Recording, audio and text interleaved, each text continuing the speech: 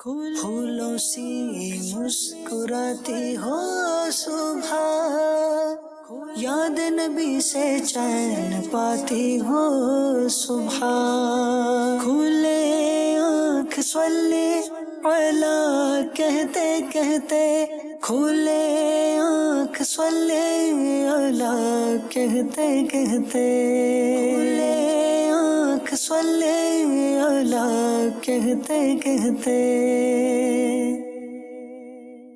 الحمدللہ رب العالمین، الصلاۃ والسلام علی سید الانبیاء والمرسلین، اما بعد فاعوذ باللہ من الشیطان الرجیم، بسم اللہ الرحمن الرحیم۔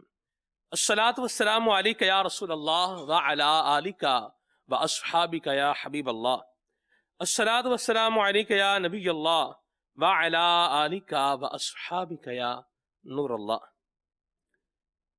سرکار ابد قرار، شافع روز شمار، دو عالم کے مالک و مختار کا فرمان سیدنا عبد الرحمن بن سمرہ رضی اللہ تعالی عنہ بیان کرتے ہیں کہ آپ صلی اللہ تعالی علیہ وآلہ وسلم ہمارے پاس تشریف لائے اور ارشاد فرمایا، انی رأیت البارحۃ عجبا، کہ گزشتہ رات میں نے ایک عجیب منظر دیکھا۔ رأیت رجلا من امتی یزحف علی الصراط مرۃ، کہ میں نے دیکھا کہ میرا ایک امتی پل صراط پر کبھی گھٹنوں کے بل اور کبھی پیٹ کے بل رینگ کر چل رہا ہے اور کبھی تو نیچے لٹک جاتا ہے۔ فجاءتہ صلاۃہ علیہ، پھر اس کا مجھ پر پڑا ہوا درود پاک آیا۔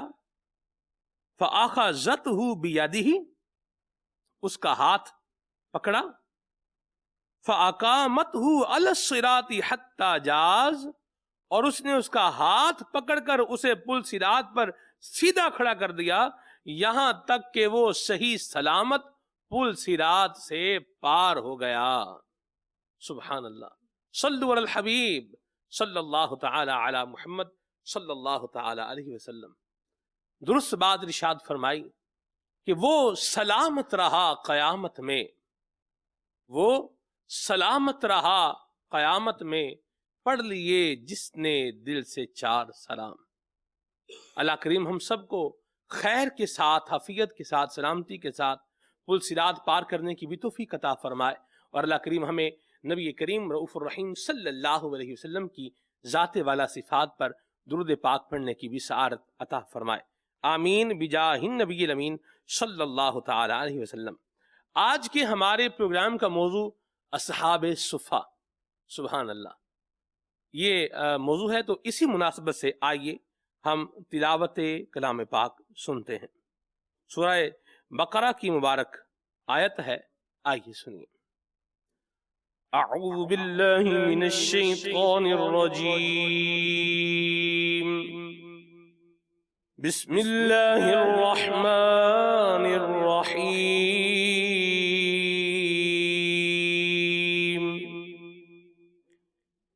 للفقراء الذین احصروا فی سبیل اللہ لا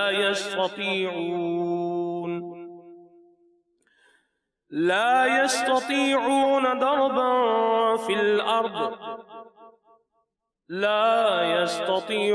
ضربا في الأرض يحسبهم الجاهل أغنياء من التعفف تعرفهم بسيماهم لا يسألون الناس إلحافا وما تنفقوا من خير فإن الله به عليم۔ آمنت بالله صدق الله العلي العظيم۔ ترجمہ: ان فقیروں کے لیے جو اللہ کی راہ میں، اللہ کے راستے میں روک دیے گئے، وہ زمین پر چل پھر نہیں سکتے، ناواقف انہیں سوال کرنے سے بچنے کی وجہ سے مالدار سمجھتے ہیں، تم انہیں ان کی علامات سے پہچان لوگے، وہ لوگوں سے لپٹ کر سوال نہیں کرتے، اور تم جو خیرات کرو اللہ اسے جانتا ہے۔ یہاں پر سیرات الجنان میں ارشاد فرمایا تفسیر کے اندر کہ یہ آیت اہل صفا کے حق میں نازل ہوئی ہے۔ ان حضرات کی تعداد 400 کے قریب تھی، اور یہ بھی بیان کیا گیا ہے کہ بعض مواقع پر اصحاب صفا کی تعداد یہ مختلف بھی ہوتی رہی ہے۔ بہرحال یہ ہجرت کر کے مدینہ طیبہ حاضر ہوئے تھے، یہاں نہ ان کا مکان تھا، نہ کنبہ، نہ قبیلہ، اور نہ ان حضرات نے شادی کی تھی۔ ان کے تمام اوقات عبادت میں صرف ہوتے تھے، رات میں قرآن کریم سیکھنا، دن میں جہاد کے کام میں رہنا ان کا شب و روز کا معمول تھا۔ تفسیر سیرات الجنان میں مزید فرمایا کہ انہی حضرات کی صف میں وہ مشائخ، علماء، طلباء، مبلغین اور خادم دین داخل ہیں جو دینی کاموں میں مشغولیت کی وجہ سے کمانے کی فرصت نہیں پاتے۔ یہ لوگ اپنی عزت، وقار اور مروت کی وجہ سے لوگوں سے سوال نہیں کر پاتے اور اپنے فقر کو چھپانے کی بھی کوشش کرتے ہیں، جس کی وجہ سے لوگ سمجھتے ہیں کہ ان کا گزارا بہت اچھا ہو رہا ہے، لیکن حقیقت حال اس کے برعکس ہوتی ہے۔ اگر کچھ غور سے دیکھا جائے تو ان لوگوں کی زندگی کا مشقت سے بھرپور ہونا بہت سی علامات اور قرائن سے معلوم ہو جائے گا۔ ان کے مزاج میں تواضع اور انکساری ہوگی، چہرے پر ذوف کے آثار ہوں گے اور بھوک سے رنگ زرد ہوں گے۔ درس: ہمارے ہاں دین کے اس طرح کے خادموں کی کمی نہیں، اور ان کی غربت اور محتاجی کے باوجود انہیں مالدار سمجھنے والے ناواقفوں اور جاہلوں کی بھی کمی نہیں۔ شاید ہمارے زمانے کا سب سے مظلوم طبقہ یہی ہوتا ہے۔ اس چیز کا اندازہ اس سے لگایا جا سکتا ہے کہ لوگ اپنے بچوں کو عالم اس لیے نہیں بناتے کہ یہ کھائیں گے کہاں سے۔ جب اس بات کا علم ہے تو یہ بھی سوچنا چاہیے کہ جو علماء اور خادمین دین موجود ہیں وہ گزارا کیسے کر رہے ہوں گے۔ اصحاب صفا کی حالت پر مذکورہ آیت مبارکہ کا نزول صرف کوئی تاریخی واقعہ بیان کرنے کے لیے نہیں ہے، بلکہ ہمیں سمجھانے، نصیحت کرنے اور ترغیب دینے کے لیے ہے۔ علماء و مبلغین کے گھروں کی پریشانیاں ختم کر دیں، پھر دیکھیں کہ دین کا کام کیسا تیزی سے ہوتا ہے۔ سمجھنے کے لیے اعلیٰ حضرت امام اہل سنت کے ان 10 نکات کو پڑھ لیا جائے جن میں بار بار علماء کی معاشی حالت سدھارنے کا تذکرہ کرنے کے بعد فرمایا کہ مولانا روپیہ ہونے کی صورت میں اپنی قوت پھیلانے کے علاوہ گمراہوں کی طاقتیں توڑنا بھی انشاءاللہ العزیز آسان ہوگا۔ میں دیکھ رہا ہوں کہ گمراہوں کے بہت سے افراد صرف تو تنخواہوں کے لالچ سے زہر اگلتے پھرتے ہیں۔ اللہ اکبر۔ آخر زمانہ میں دین کا کام بھی درہم و دینار سے چلے گا، اور کیوں نہ ہو کہ صادق و مصدوق صلی اللہ علیہ وسلم کا کلام ہے، عالم ما کان و ما یکون صلی اللہ علیہ وسلم کی خبر ہے کہ آخر زمانے میں دین کا کام بھی درہم و دینار سے ہوگا۔ اللہ تبارک و تعالی ہمیں دین کے جو خادمین ہیں ان کی خدمت کرنے کی بھی توفیق عطا فرمائے، علماء کرام کی خدمت کرنے کی توفیق عطا فرمائے، طلباء اعظام کی خدمت کرنے کی توفیق عطا فرمائے، اور اللہ کریم ہمیں ان کے ساتھ حسن سلوک اور اچھا طریقہ برتاؤ رکھنے کی توفیق عطا فرمائے، آمین۔ بجاہ طٰہٰ و یاسین۔ صحابہ صفا کی شان میں جو آیت مبارکہ نازل ہوئی اس کی آپ تلاوت، ترجمہ اور تفسیر جو ہے وہ سماعت فرما چکے ہیں۔ اصحاب صفا کے اندر بہت سے صحابہ کرام علیہم رضوان کا جو ہے یہ نام آتا ہے، امام ابو نعیم رحمہ اللہ نے کافی سارے اصحاب صفا کا جو ہے وہ بیان فرمایا ہے حلیۃ الاولیاء کے اندر، اور اس کا اردو ترجمہ مکتبۃ المدینہ نے بھی شائع کیا ہے۔ انہی اصحاب صفا کے اندر ایک چمکتا دمکتا نام جناب عبداللہ بن عمر رضی اللہ تعالی عنہ کا بھی ہے، تو انشاءاللہ کچھ ذکر ان کا بھی رہے گا اور دیگر اصحاب صفا کا ذکر بھی کریں گے انشاءاللہ۔ لیکن آئیے ابھی ہم عدنان بھائی سے کلام سنتے ہیں، اور آپ کی کالز کو اور آپ کے میسیجز کو بھی اپنے پروگرام کا حصہ بنائیں گے۔ آئیے ابھی عدنان بھائی سے کلام سنتے ہیں۔ جی عدنان بھائی کون سا کلام سنائیں گے؟ جی انشاءاللہ بہت پیارا کلام شیخ طریقت امیر اہل سنت کا، شکریہ آپ کا سلطان مدینے والے، واہ واہ سبحان اللہ، مجھ سے آسی بھی ہے مہمان مدینے والے۔ اللہ کرے یہ کلام جو ہے یہ جس طرح یہ کلام ہے ویسی ہی کیفیت بھی بن جائے، اور مجھ سا آسی بھی ہو مہمان مدینے والے، آمین آمین۔ جی صلی اللہ تعالی علی محمد صلی اللہ علیہ وسلم۔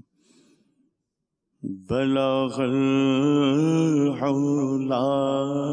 بکمالہ، بلغ العلا بکمالہ، کشف دجا بجمالہ، حسن جمیع خصالہ، حسن جمیع خصالہ، صلوا علیہ وآلہ، صلوا علیہ وآلہ۔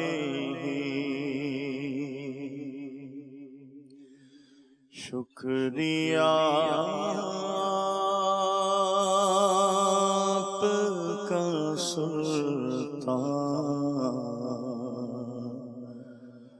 مدینے والے، شکریہ آپ کا سلطان مدینے والے، مجھ سا آسی بھی ہے مہمان مدینے والے، مجھ سا آسی بھی ہے مہمان مدینے والے۔ کیا بات، مجھ کمینے کو مدینے میں بلایا تم نے،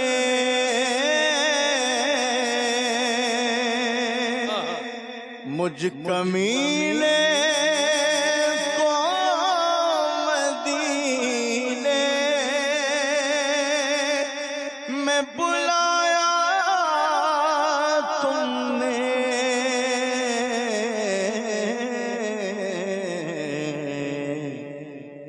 ہے یہ احسان پہ احسان مدینے والے، ہے یہ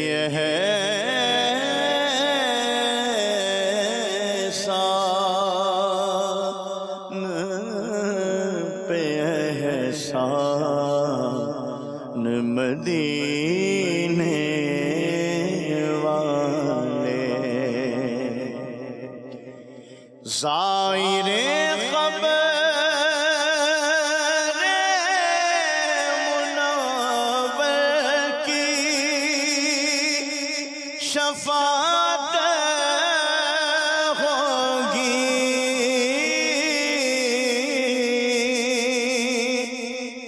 ظاہر قبر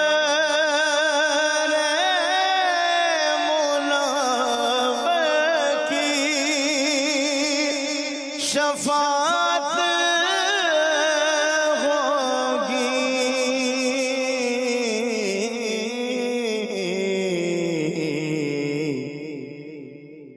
یہی آپ کا فرمان مدینے والے ہے یہی آپ کا فرمان مدینے والے میں بھی تو زائر روضہ ہوں رسول عربی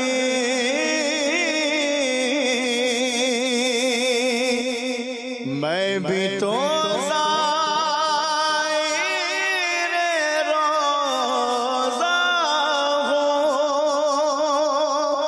رسول عربی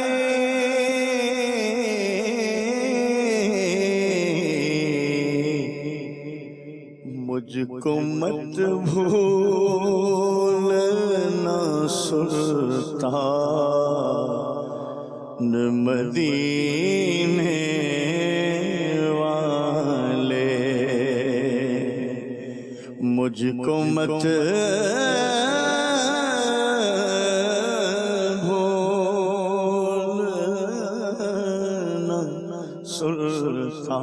سلطان مدینے والے دولت عشق سے آقا میری جھولی بھر دو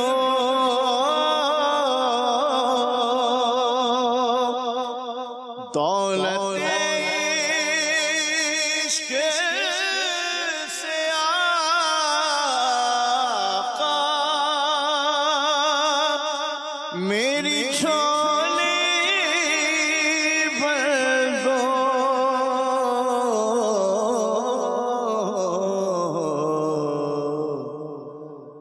بس یہی ہو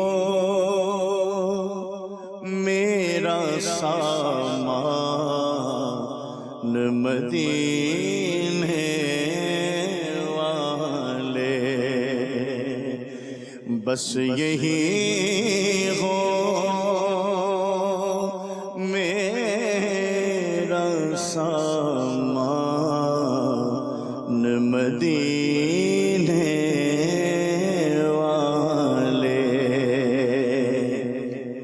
اپنے قدموں سے خدا را نہ جدا کیجیے گا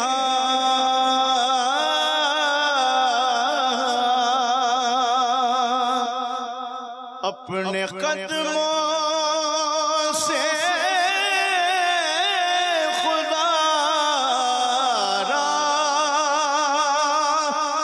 نہ جدا کیجیے گا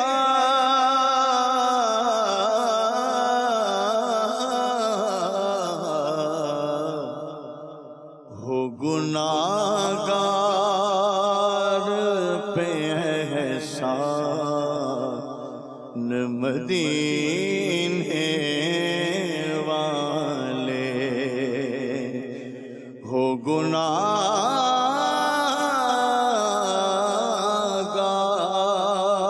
گناہگار پہ احسان مدینے والے، آپ بھوکے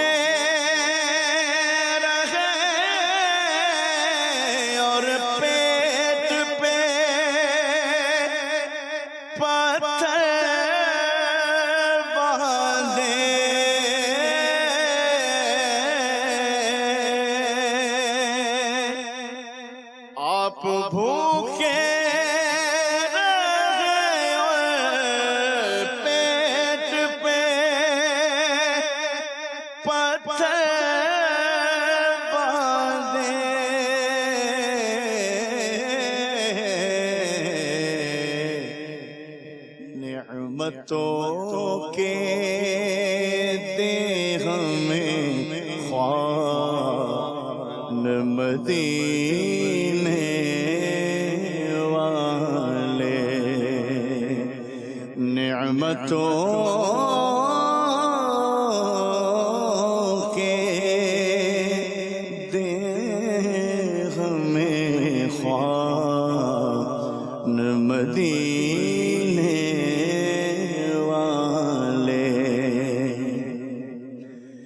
کاش عطار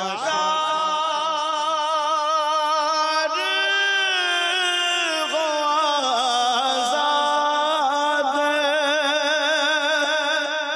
غم دنیا سے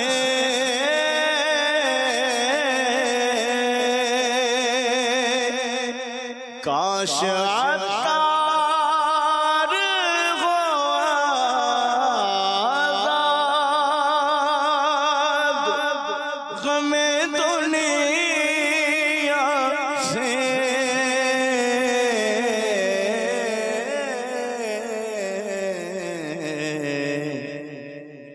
بس تمہارا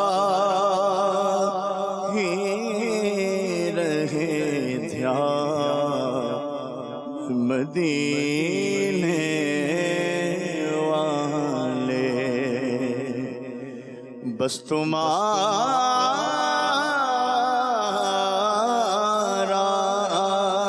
ہی رہے دھیان مدینے والے، مجھ سا سی بھی ہے مہمان مدینے والے۔ واہ واہ واہ واہ، سبحان اللہ سبحان اللہ۔ عدنان بھائی کیا زبردست امیر اہل سنت کا آپ نے جو ہے وہ کلام سنایا ہے، بس تمہارا ہی رہے دھیان مدینے والے۔ اور اس کو اگر ہم موضوع سے جو ہے وہ ریلیٹ کریں، اصحاب صفا کے جو ہے وہ مبارک انداز سے اگر اس کو جو ہے وہ ریلیٹ کریں تو جناب عبداللہ بن عمر رضی اللہ تعالیٰ عنہ کی سیرت میں جو ہے یہ بات جو ہے وہ ملتی ہے کہ خوش نصیب ہے وہ کہ جو نبی کریم صلی اللہ علیہ وسلم کی اتباع میں ایسا گم ہو جائے کہ لوگ سمجھیں کہ یہ تو دیوانہ ہے۔ اللہ اکبر، یہ میں نے اس کا مضمون سنایا ہے جو حضرت عبداللہ بن عمر کا جو فرمان ہے، تو بس تمہارا ہی رہے دھیان مدینے والے۔ اللہ اکبر، ہمارے حضور کھاتے کیسے تھے، ہمارے حضور اٹھتے کیسے تھے، ہمارے حضور چلتے کیسے تھے، ہمارے حضور لباس کیسا پہنتے اور پسند فرماتے تھے۔ کان احب الثياب الى رسول اللہ صلی اللہ علیہ وسلم القمیص، حضور کو جو لباس پسندیدہ تھا اس میں سے ایک کیا تھا؟ قمیص۔ قمیص بھی آقا کریم کا پسندیدہ لباس ہے تو یہ پہنے۔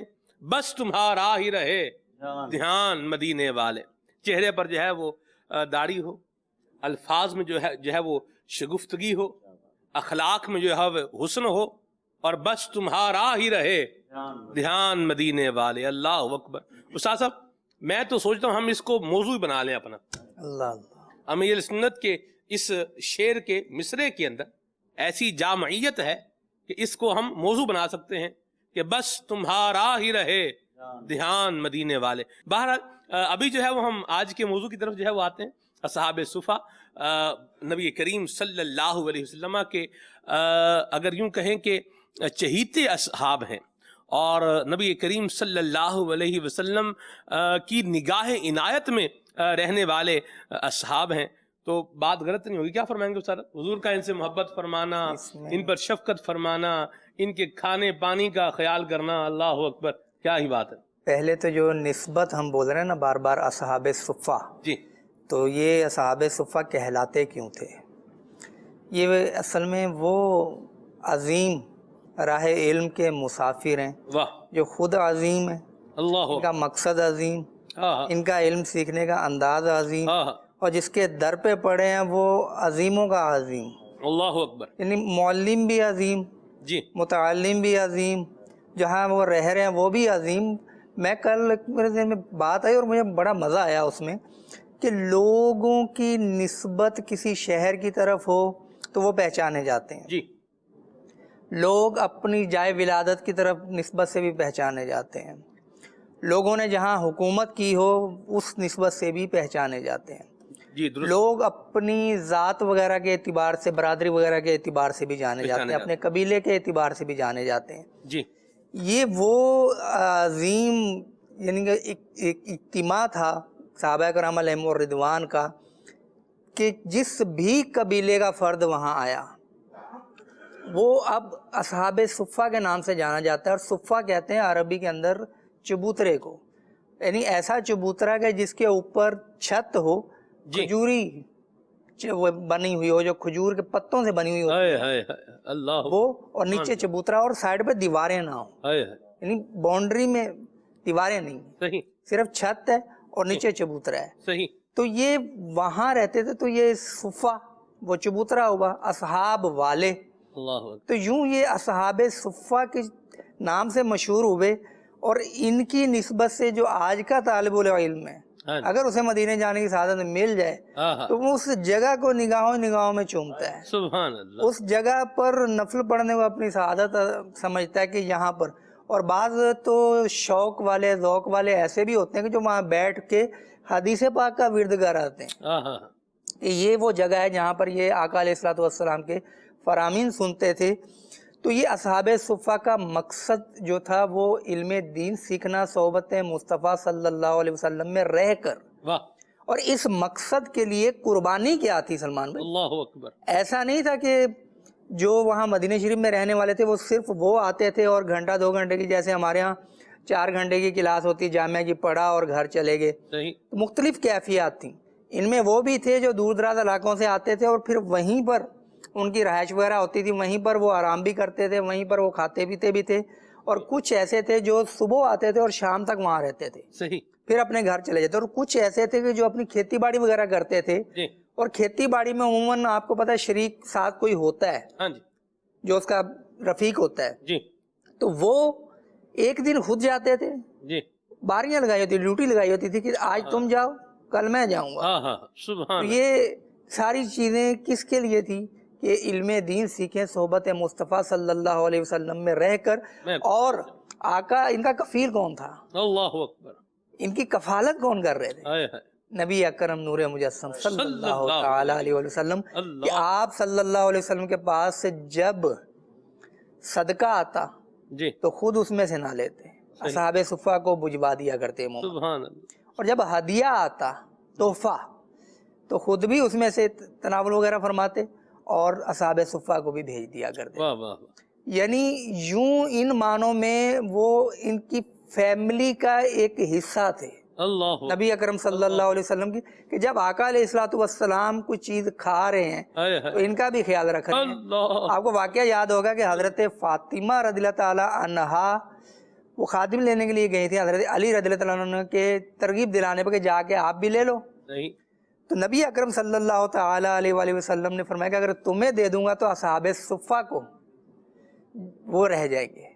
تو یہ تھے نبی اکرم علیہ الصلوۃ والسلام کہ جو اصحاب صفا کو ایسی شفقت، ایسی محبت کہ ان کا عمل بتاتا تھا کہ میں چھوڑ کے اس در کو نہیں جاتا. نہیں. کہ اصحاب صفہ وہیں پڑے رہتے تھے. پر ان میں نامور صحابہ ہوئے ہیں آہا.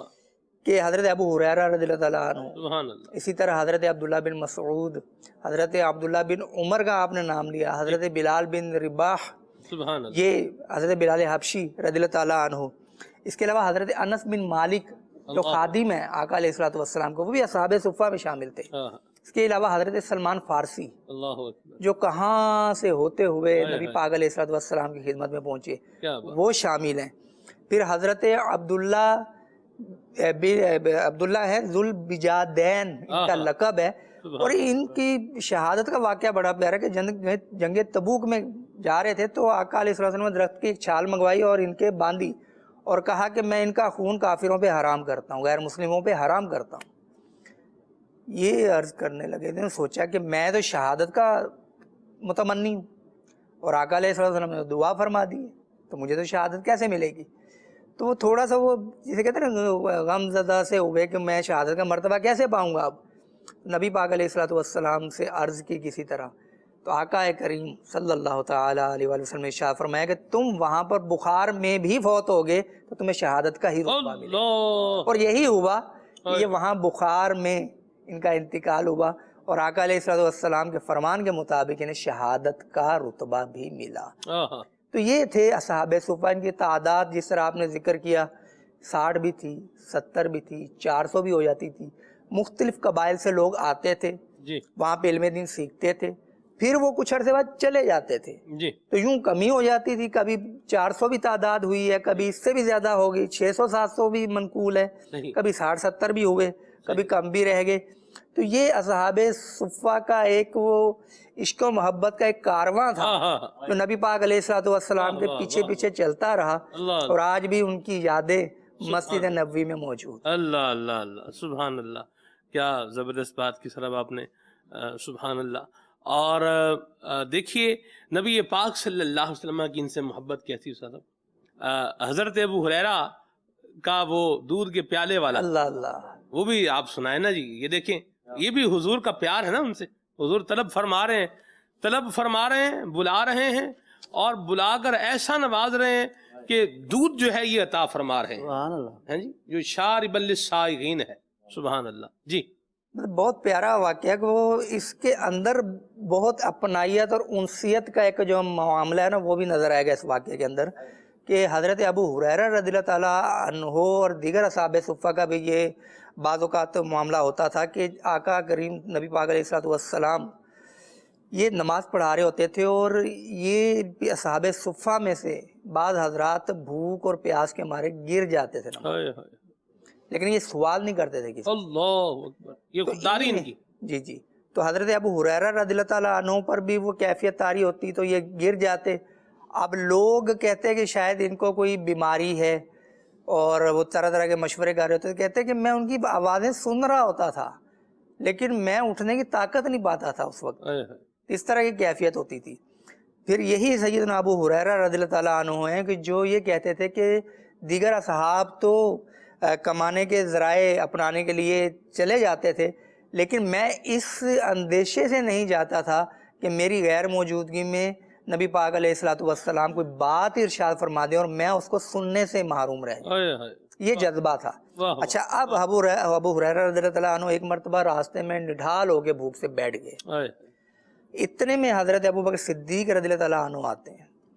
تو حضرت ابو ہریرہ رضی اللہ تعالیٰ عنہ نے ان سے قرآن پاک کی ایک آیت کے بارے میں دریافت کیا اور مقصد یہ تھا کہ آیت کا بتاتے بتاتے یہ مجھے اپنے گھر لے جائیں گے اور کچھ نہ کچھ کھلائیں پلائیں گے. مگر انہوں نے راستے چلتے میں وہ آیت بتائی اور سلام لے کے رخصت ہو گئے. اس کے بعد وہ کہتے ہیں میں نے حضرت عمر رضی اللہ عنہ کو دیکھا. یہ آئے عمر فاروق تو ان سے بھی پوچھا اور یہی مقصد تھا کہ یہ بتاتے بتاتے اپنے کاشانہ تک لے جائیں گے، گھر تک لے جائیں گے اور مجھے کچھ کھلا پلا دیں گے. انہوں نے بھی راستے میں ہی آیت بتائی اور رخصت ہو گئے. اب یہ کہ وہ دونوں چانس تو ختم ہو گئے. اب نبی پاک علیہ الصلوۃ والسلام کا رخ انور نظر آیا ان کو اور نبی پاک علیہ الصلوۃ والسلام نے اپنی خداداد بصیرت سے جان لیا کہ ابو ہریرہ رضی اللہ عنہ اس وقت بھوک کے عالم میں ہے۔ آپ تشریف لائے اور حضرت ابو ہریرہ رضی اللہ عنہ کو پکارا، انہوں نے جواب دیا، ان کو اپنے در دولت پہ ساتھ لے گئے۔ آپ جب اندر پہنچے تو دیکھا تو دودھ کا ایک پیالہ رکھا ہوا ہے، اس کا میں مضمون عرض کر دیتا ہوں روایت کا۔ تو وہ دودھ کا پیالہ رکھا ہوا ہے، تو حضرت ابو ہریرہ رضی اللہ تعالیٰ عنہ کے دل میں آتا تھا کہ اگر یہ مجھے مل جاتا، میں پی لیتا تو مجھے بھوک سے راحت مل جاتی۔ تو اب دیکھیے اصحاب صفہ کے آنے کے بعد مجھے کتنا ملتا۔ تو یہ سوچ ہی رہے تھے کہ نبی پاک علیہ الصلوۃ والسلام نے فرمایا کہ جاؤ اصحاب صفہ کو بلا لاؤ۔ اب آئے، پھر نبی پاک علیہ الصلوۃ والسلام نے فرمایا کہ ان کو پلاؤ۔ اب وہ پلانے والا آخر میں پیتا ہے، تو ان کے جی میں آئے کہ ان کو پلاؤں گا تو میرے لیے بچے گا کیا۔ بارہ پلانا شروع کیا۔ اب جب پیتے گئے تو اینڈ ہوا تو نبی پاک علیہ الصلوۃ والسلام نے فرمایا کہ ابو ہریرہ اب تم پیو۔ کہتے میں نے پیا اور خوب جی بھر کے پیا۔ میں نے ہٹایا پیالہ منہ سے تو نبی پاک علیہ الصلوۃ والسلام نے پھر فرمایا کہ ابو ہریرہ اور پیو، میں قربان۔ پھر اور پیا۔ پھر اسی طرح ہوتا رہا تو پھر انہوں نے عرض کی کہ حضور اب مزید نہیں پیا جاتا۔ پھر نبی پاک علیہ الصلوۃ والسلام نے دودھ کا وہ جو پیالہ تھا، اس میں دودھ موجود تھا ابھی بھی، تو وہ آپ نے لیا اور پھر پی لیا، نوش فرما لیا۔ اس پر اعلیٰ حضرت رحمۃ اللہ نے شعر پڑھا ہے، وہ اگر طرز میں سنائے نا آپ۔ جی عدنان بھائی۔ کیوں جناب ابو ہریرہ تھا وہ کیسا جام شیر، کیوں جناب ابو ہریرہ تھا وہ کیسا جام شیر، جسے ستر صاحبوں کا دودھ سے منہ پھر گیا، جسے ستر صاحبوں کا دودھ سے منہ پھر گیا۔ اسی شعر کو ایک اور طرز میں پڑھا جا سکتا ہے عدنان بھائی۔ کیوں جناب آپ سنا نہ سنائے، مدینہ آپ سے سننا۔ کیوں جناب ابو ہریرہ تھا وہ کیسا جام شیر، کیوں جناب ابو ہریرہ، کیوں جناب ابو ہریرہ، کیوں جناب ابو ہریرہ تھا وہ کیسا جام شیر، جس سے ستر صاحبوں کا دودھ سے منہ پھر گیا۔ اللہ اللہ اللہ اللہ اللہ اللہ اللہ اللہ۔ عمران بھائی بات پوچھوں؟ سبحان اللہ۔ جی بات پوچھوں آپ سے؟ جی جی۔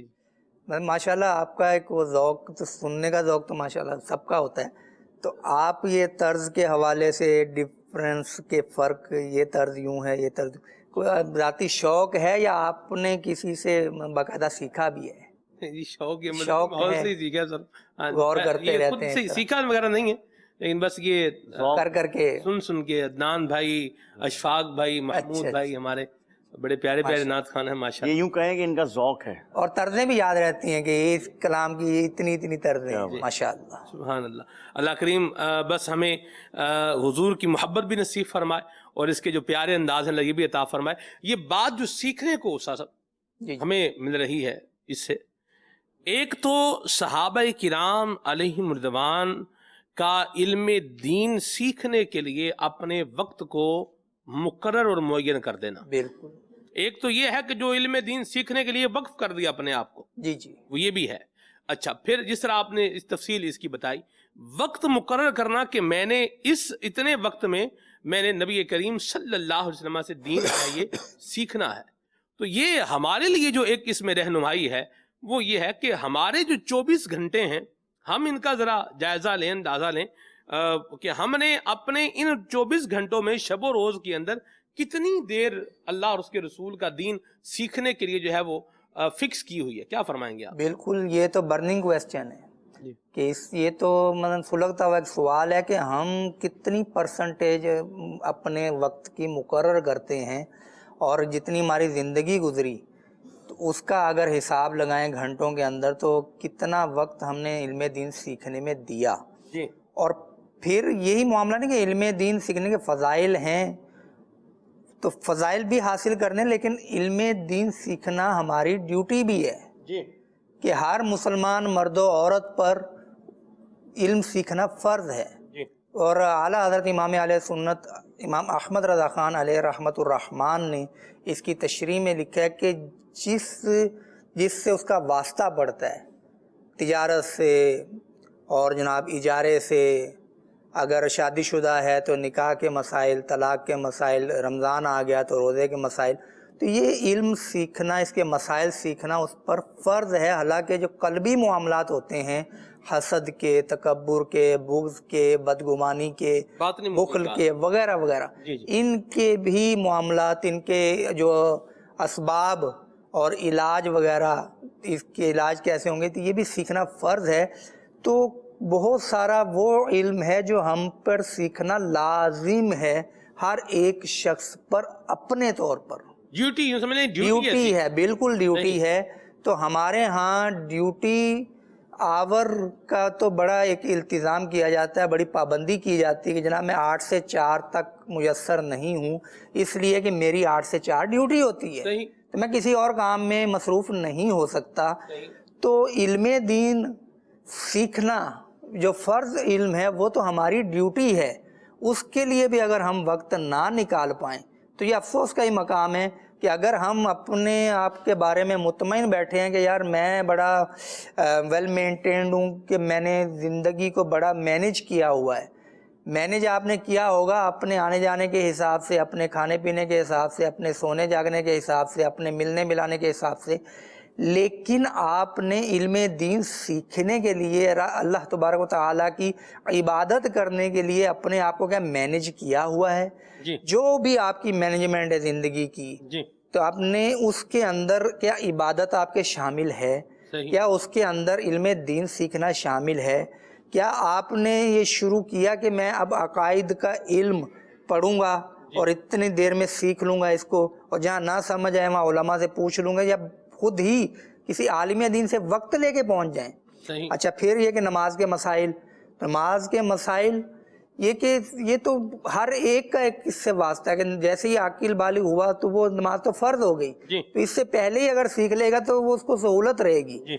تو یہ جو ٹائم پیش کرنا نا اس کے لیے، علم دین سیکھنے کے لیے، اس کی بڑی کمی ہے ہمارے یہاں. تو یہ جو اصحاب صفہ ہیں، دیگر صحابہ کرام ہیں علیہم الرضوان، ان کی زندگیوں میں ایک درس واقعی ہمیں یہ بھی ملتا ہے کہ اپنے وقت کو ایسا مینج کریں جو آپ کی دنیا سنور ہی جائے گی، آخرت کے لیے آپ کو کما کر دے، آخرت کو بہتر کرے. تو وہ اصحاب صفہ اور دیگر صحابہ کرام علیہم الرضوان، ان کی نظر میں آخرت کی نعمتیں ہوتی ہیں. تو یہ پھر اپنا علم دین سیکھنے کے لیے گویا وقف ہو جاتے تھے.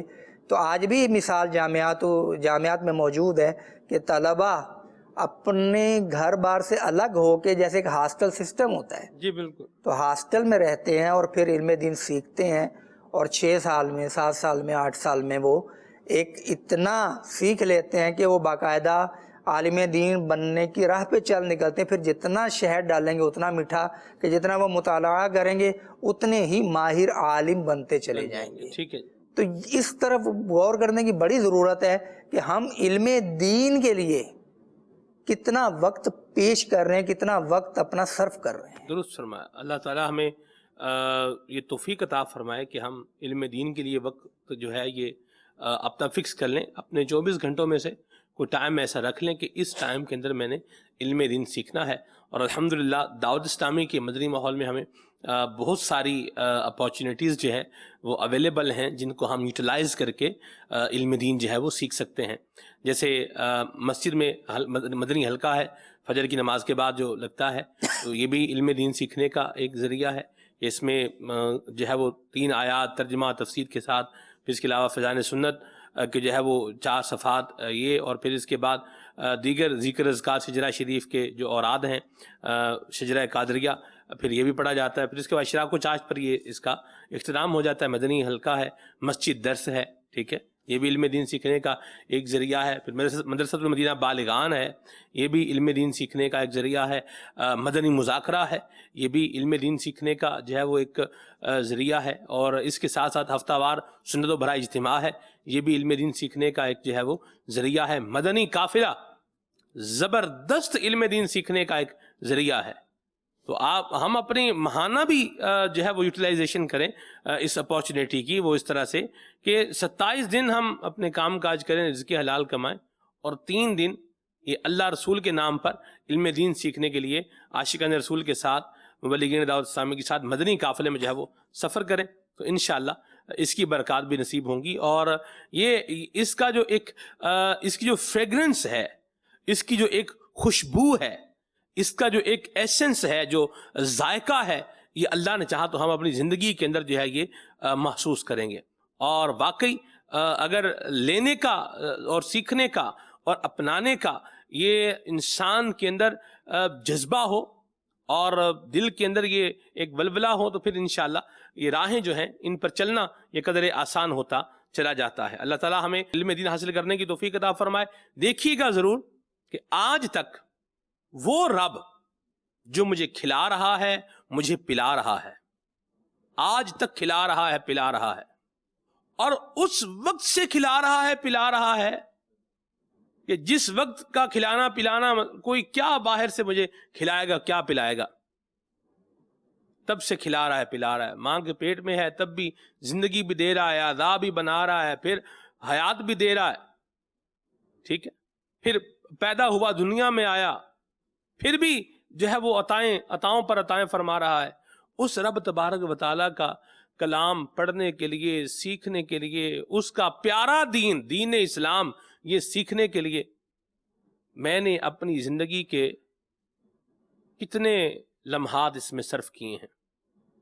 اگر 30 سال کی زندگی ہے تو کیا میری زندگی میں کوئی 30 مہینے بھی ایسے ہیں جو میں نے صرف 30 مہینے اس کا حساب لگا لیں، یعنی 365 دن کے بعد اگر 365 دن کا سال لگا لیں سر، جی جی، تو پھر آخر میں صرف 30 دن اللہ اللہ، یہ کوئی ایسی میری زندگی میں ہے کہ جو میں نے علم دین حاصل کرنے کے لیے گزارے ہوں. اللہ کریم مجھ سے کیا چاہتا ہے کہ میں کیا عمل کروں، اس کا حکم کیا ہے. اللہ کریم ہمیں علم دین حاصل کرنے کی توفیق عطا فرمائے. عابد بھائی، ایک اور بات جو ابھی استاد صاحب نے گفتگو فرمائی ہے، اس سے جو سیکھنے کو ملی ہے وہ یہ بھی ہے کہ نبی کریم صلی اللہ علیہ وسلم کا محبت فرمانا ان حضرات سے، کہ جو علم سیکھنے کے لیے، اور یوں سمجھ لیں کہ گویا نبی کریم صلی اللہ علیہ وسلم کے فرمودات سننے کے لیے اپنے آپ کو سب کچھ قربان کیے ہوئے ہیں. ان سے حضور کا پیار یہ ہمیں سکھاتا ہے، حضور کا ان کو کھانا کھلانا، ان کو جو ہے وہ ان کے لیے چیزیں بھیجنا، دودھ پلانا. تو یہ ہمیں بھی ایک پیغام اور میسج دے رہا ہے کہ آج کے دور میں بھی جو طلباء علم دین ہیں، ہمارا ان کے ساتھ ایک محبت والا انداز ہونا چاہیے. اور امیل سنت کے انداز ہم نے سر خود دیکھے زمانہ طالب علمی کے اندر. عابد بھائی، آپ کو بھی یاد ہوگا ہمارا غالباً 2-3 سال کا ہی آپس میں فرق ہے، آپ 3 سال سینئر ہیں. تو قربانی کی کھالیں سر جب اکٹھی ہوتی نہیں تو اس کے بعد چوتھے دن یا 5ویں دن یہ یوں کوئی ہوتا تھا، اور ایک دعوت ہوتی تھی جی جی، جامعہ المدینہ کے طلباء کی، اور اس میں جو ہے وہ کباب بھی بنتے تھے اور اس طرح چیزیں یعنی بڑے اچھے انداز سے اور مرغوب کھانے بنتے تھے. ہاں جی، اور امیر اہل سنت اپنے ہاتھ سے عطا فرماتے تھے، بالکل، اور خود مطلب عطا فرما رہے ہیں. اس کے علاوہ اور بھی دیکھا ہم نے کہ سنی جامعات کے طلباء امیر سنت کے جو ہے وہ آستانہ عالیہ پر جو ہے وہ حاضر ہیں، تو امیر سنت خود اپنے ہاتھ سے جو ہے وہ ان کو تھال جو ہے وہ پیش کر رہے ہیں، کھانا سرو کر رہے ہیں. جی جی، یہ انداز ہمیں سیکھنے کو ملتا ہے. عابد بھائی، ہونا چاہیے ہمارے اندر بھی. بالکل، یہ حضور نبی کریم رؤوف الرحیم صلی اللہ علیہ وسلم کی پیاری زندگی مبارک سے یہ سیکھنے کو ملتا ہے. اور جیسا کہ آپ نے آخر میں ذکر کیا کہ امیر سنت بھی ایسا کرتے تھے، اور آپ جب آم کی موسم آتی تھی تو جامعۃ المدینہ میں اپنے پاس سے آم بھی بھجوایا کرتے تھے کہ بچے جو گھروں سے آئے ہوئے ہیں وہ یہاں بیچارے آم نہیں کھا پاتے ہوں گے غریب، تو ان کو آم کھلائے جائیں. تو یہ علم سیکھنے والوں سے محبت کرنا یہ دراصل انبیاء کے وارث ہیں، علم وراثت ہے انبیاء کی. تو انہوں نے آگے جا کے امت کو سنبھالنا ہے، امت کی خیر خواہی کرنی ہے ان کے دین کے معاملے میں، تو ان کے ساتھ محبت تو بڑی آپ نے سمجھے کہ یاد تازہ کر دی ہے. تو اللہ تعالیٰ امیر سنت کو دراز عمر بخیر عطا فرمائے، آمین. اور ہمیں بھی علم حاصل کرنے والوں کے ساتھ محبت، ان کی خیر خواہی کرنے کی توفیق عطا فرمائے. اور اس پر یہ کہ حضور نبی کریم رؤوف الرحیم صلی اللہ علیہ وآلہ وسلم کیسی محبت کیا کرتے ہیں. ایک مرتبہ حضرت سیدنا جابر رضی اللہ تعالیٰ عنہ فرماتے ہیں کہ میں نے دیکھا کہ پیارے آقا صلی اللہ علیہ وسلم نے نماز ادا فرمائی ظہر کی، اور مسجد میں آرام فرمایا، حضور نے لیٹ گئے حضور، لیکن حضور علیہ الصلوۃ والسلام کبھی اس کروٹ پر ہوتے کبھی اس کروٹ پر ہوتے. تو میرے دل نے مجھے کہا کہ شاید حضور کو بھوک مبارک لگی ہے، تو جس کی وجہ سے حضور سو نہیں پا رہے ہیں. کہتے ہیں کہ میں گھر گیا اور اپنی زوجہ سے کہا کچھ کھانے کا ہے؟ تو اس نے کہا کیوں؟ کہا میں نے یہ دیکھا ہے کہ شاید حضور کو بھوک مبارک لگی ہے. تو انہوں نے کہا ہے. کہتے ہیں میں گھر میں کھانا تیار کیا اور میں نے پیارے آقا صلی اللہ علیہ وسلم کی بارگاہ میں آ کر عرض کیا رسول اللہ میرے گھر میں تشریف لائیے کھانے کے لیے. پیارے آقا صلی اللہ علیہ وسلم میرے گھر میں آئے اور ساتھ میں 70 صحابہ کرام اصحاب صفہ میں سبھی لائے، اللہ اکبر. ان کو بھی ساتھ لائے. اور کھانا جو تھا وہ حضور علیہ السلام کے لیے تھا، لیکن سرکار علیہ السلام ان کو بھی ساتھ لے آئے، اور پیارے آقا صلی اللہ علیہ وسلم نے خود اپنے ہاتھوں سے سب کو کھانا کھلانا شروع کیا، اللہ اکبر. خود اپنے ہاتھوں سے سب کو دینا شروع کیا. 10 صحابہ کرام آتے اور کھاتے جاتے سب نے سیر ہو کر کھا لیا. 70 صحابہ کرام نے کھا لیا، حضور نے سب سے آخر میں تناول فرمایا، اللہ اکبر. اور کھانا وہیں کا وہیں باقی تھا. ہائے ہائے سبحان اللہ. تو یہ آپ دیکھیں محبت اصحاب صفہ کے ساتھ. اور یہاں تک حضور علیہ السلام نے فرمایا، ایک حدیث پاک کا مفہوم ہے کہ جب تم میں سے کوئی کھجوروں کے خوشے، جو تمہاری کھجوریں ہیں ان کے خوشے ہیں، تو ان میں 8 میں سے نامہ خوشہ جو ہے، ان خوشوں میں سے ایک حصہ جو ہے وہ اصحاب صفہ کے لیے لایا کرے، واہ واہ. ان کی خدمت میں پیش کیا کرے. سبحان اللہ. ایک مرتبہ پیارے آقا صلی اللہ علیہ وسلم ان کے پاس تشریف لایا. سیدنا ابو سعید خدری رضی اللہ عنہ سے روایت ہے، حضور نبی کریم صلی اللہ علیہ وسلم ایک مرتبہ اصحاب صفہ کے پاس تشریف لایا اور پوچھا کہ تم کیوں بیٹھے ہو یہاں پر؟ وہ بولے کہ ہم یہاں پر اللہ تعالیٰ کی یاد کرتے ہیں اور اس کی تعریف کرتے ہیں اور اس کا شکر ادا کرتے ہیں، اور اس کا شکر ادا کرتے ہیں جو اس نے ہمیں اسلام کی رہنمائی عطا فرمائی، اور ہم اس کا احسان مانتے ہیں. پیارے آقا صلی اللہ علیہ وسلم نے ارشاد فرمایا قسم اللہ تعالیٰ کی تم اس لیے بیٹھے ہو اور کسی کام کے لیے نہیں. وہ بولے قسم اللہ کی ہم اس لیے بیٹھے ہیں. حضور نے فرمایا میں نے تمہیں قسم اس لیے نہیں دی کہ تم کسی اور کام کے لیے بیٹھے ہو، بلکہ میں نے اس لیے کہا کہ اس وقت جبرائیل میرے پاس آئے اور انہوں نے آ کر یہ بتایا کہ اللہ تبارک و تعالیٰ فرشتوں کے سامنے اصحاب صفہ کی تعریف فرما رہا. اللہ اکبر. اللہ. یوں سمجھیے کہ علم حاصل کرنا یہ شروع سے حضرت سیدہ طیبہ ختیجۃ الکبریٰ رضی اللہ تعالیٰ عنہ، آپ کے گھرانے سے ہی یہ سلسلہ، جیسے ہی وحی آئی سب سے پہلی وحی کی تلاوت پیارے آقا صلی اللہ علیہ وسلم نے حضرت ختیجہ رضی اللہ تعالیٰ عنہ کو سنائی، سبحان اللہ. اور سب سے پہلے ان کے گھر میں ہی قرآن کی تلاوت ہوئی، اور اس کے بعد یہ دار ارقم میں یہ سکھانے کا سلسلہ ہوا. پھر آگے یہ سلسلہ چلتا رہا سیدنا صدیق اکبر رضی اللہ عنہ کی موجودگی میں، اور پھر چلتے جب مدینہ منورہ میں مسجد نبوی تیار ہوئی تو پھر اس کے لیے ایک حصہ مقرر کیا گیا، جیسا کہ استاد صاحب نے بتایا. تو علم یہ انتہائی انسان کی شخصیت میں بے حد ضروری ہے. صحیح. قرآن کریم کی پہلی آیات جو نازل ہوئی اقرا بسم ربک الذی خلق، اس میں بھی علم کے متعلق ہے، علم سیکھنے کے متعلق ہے. اور قرآن کریم کے اندر جو دوسری آیات ہیں قد افلح من تزکا، تو اس میں علم کے ساتھ ساتھ ایک ہوتا ہے تعلیم، ایک ہوتا ہے تربیت. تعلیم آتی ہے، علم آتا ہے، پھر اس کا اگلا طریقہ ہوتا ہے تربیت. تربیت کا جو شرعی لحاظ سے سمجھیں اس کو کہتے ہیں تزکیہ نفس، یعنی نفس کو صاف ستھرا کرنا. حضور نبی کریم صلی اللہ علیہ وسلم کی شان ہے وَيُعَلِّمُهُمُ الْكِتَابَ وَالْحِكْمَةَ، یہ انہیں کتاب سکھاتے ہیں اور انہیں حکمت سکھاتے ہیں، اور ان کا تزکیہ نفس کرتے ہیں، یعنی حلال حرام کی تمیز اور شخصیت کے اندر نکھار کو پیدا کرنا. پیارے آقا صلی اللہ علیہ وآلہ وسلم نے بھی صحابہ کرام علیہم رضوان کے اندر اس علم کو بھی عطا فرمایا، علم بھی عطا فرمایا، ساتھ میں شخصیت کو بھی ابھارا، اور نہ صرف علم سکھایا بلکہ پریکٹیکل کر کے بھی دکھایا. علم سکھانے کے اندر ایک چیز ہوتی ہے پریکٹیکل. پیارے آقا صلی اللہ علیہ وسلم نے خود سکھایا، فرمایا جس طرح تم مجھے نماز پڑھتے ہوئے دیکھتے ہو اس طرح نماز پڑھو. ایسے ہی آپ دیکھیں صحابہ کرام علیہم رضوان، جب پیارے آقا صلی اللہ علیہ وسلم کا وصال ظاہری ہوا، حضرت سیدنا عبداللہ ابن عمر رضی اللہ عنہ آپ کہیں سے گزر رہے تھے اور کہیں سے جو ہے وہ آواز آ رہی تھی بانسری کی، میوزک کی، بانسری کی آواز آ رہی تھی. آپ نے اپنے کانوں میں ہاتھ ڈال لیے اور رافع سے پوچھا ہے رافع آواز آ رہی ہے؟ تو وہ چھوٹے تھے، بچے تھے، تو وہ کہنے لگے آ رہی ہے، ہنسارے لاتے رہے. پھر آگے جا کے بولا نہیں آ رہی، آپ نے کانوں سے ہاتھ ہٹا لیے. کہا آپ نے ایسا کیوں کیا؟ کہا ایک مرتبہ میں یہاں سے گزر رہا تھا، میرے ساتھ پیارے آقا صلی اللہ، میں حضور کے ساتھ تھا، تو پیارے آقا صلی اللہ علیہ وسلم یہاں سے گزرے تو یہ آواز اس طرح آئی تو حضور نے کانوں میں ہاتھ مبارک ڈال لیے اور مجھ سے پوچھا ہے عمر اے عبداللہ آواز آ رہی ہے؟ میں نے کہا ہاں آ رہی ہے. پھر جب میں نے کہا کہ نہیں آ رہی، پھر حضور نے ہاتھ ہٹا لیے. یہ تربیت ہے. یہاں بھی مدنی پھول بیان ہو رہے ہیں. ہمارے قبلہ مہروز مدنی بھائی کا ایک بڑا پیارا ویڈیو کلپ ہے ہمارے پاس، ابھی آئیے ہم آپ کو وہ دکھانے جا رہے ہیں. جی صلو علی الحبیب صلی اللہ تعالی علی محمد صلی اللہ تعالی علیہ وسلم.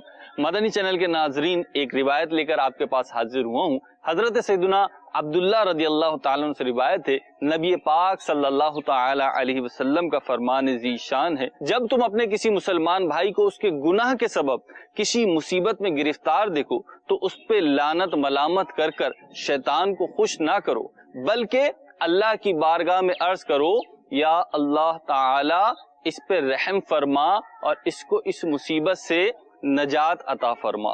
مدنی چینل کے ناظرین، یہ روایت ہمارے لیے بڑا پیغام دے رہی ہے. بعض اوقات ایسا ہوتا ہے کہ ہم کسی کو کسی مصیبت میں مبتلا دیکھتے ہیں. ہمارے معاشرے میں یہ چیز عام ہوتی جا رہی ہے اور بہت پیمانے پہ آپ کو اس کا تجربہ اور مشاہدہ ہوا ہوگا کہ جب کسی کو مصیبت میں گرفتار دیکھتے ہیں، چاہے وہ چھوٹی ہو چاہے بڑی ہو، ہمیں نہیں پتا، لیکن سب سے پہلے تو ہم یہ کہتے ہیں کہ جناب اس کے گناہوں کی سزا ہے، اور پھر اس پہ لعنت ملامت شروع کر دیتے ہیں. حالانکہ ہم تو یہ بھی نہیں جانتے کہ یہ آزمائش و مصیبت واقعی میں اس کے گناہ کے سبب آئی ہے یا کس سبب سے آئی ہے، ہمیں نہیں پتا، لیکن ہم لعنت ملامت کرنا شروع کر دیتے ہیں. اس فعل سے بچنا چاہیے، جیسا کہ حدیث پاک میں نبی پاک صلی اللہ تعالی علیہ وسلم نے منع فرمایا.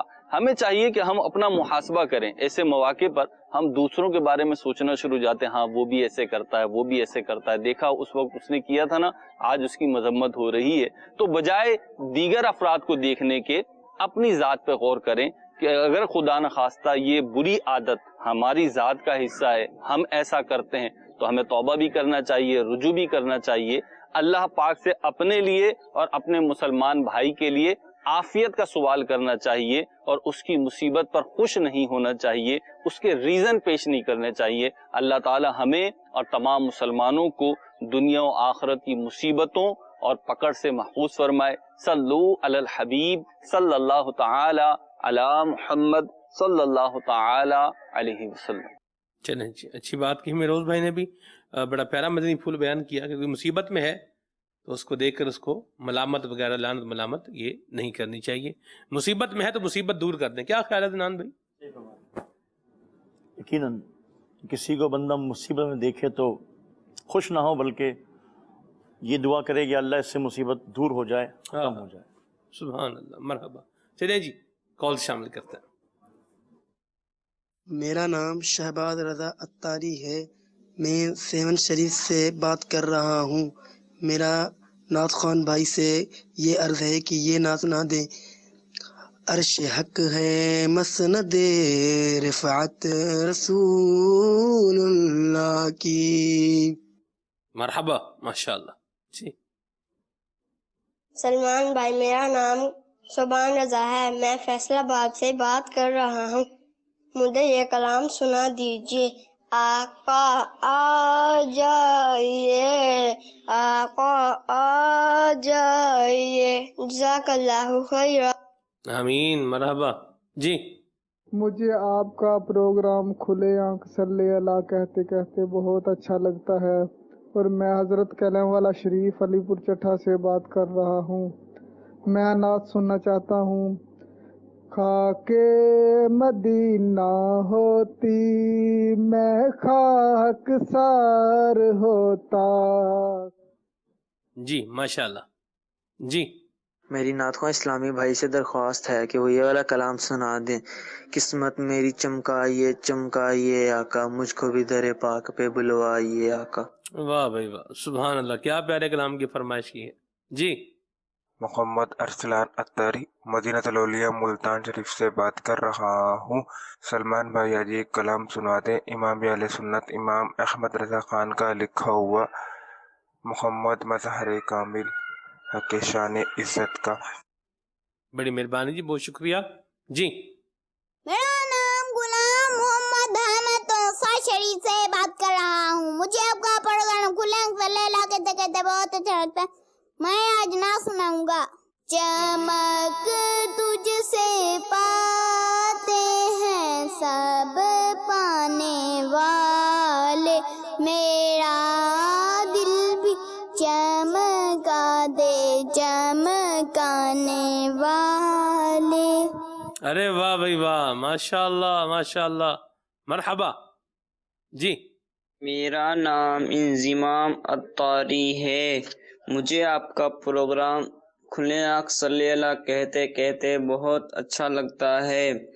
عدنان بھائی سے گزارش ہے کہ مجھے یہ نعت سنا دیجئے۔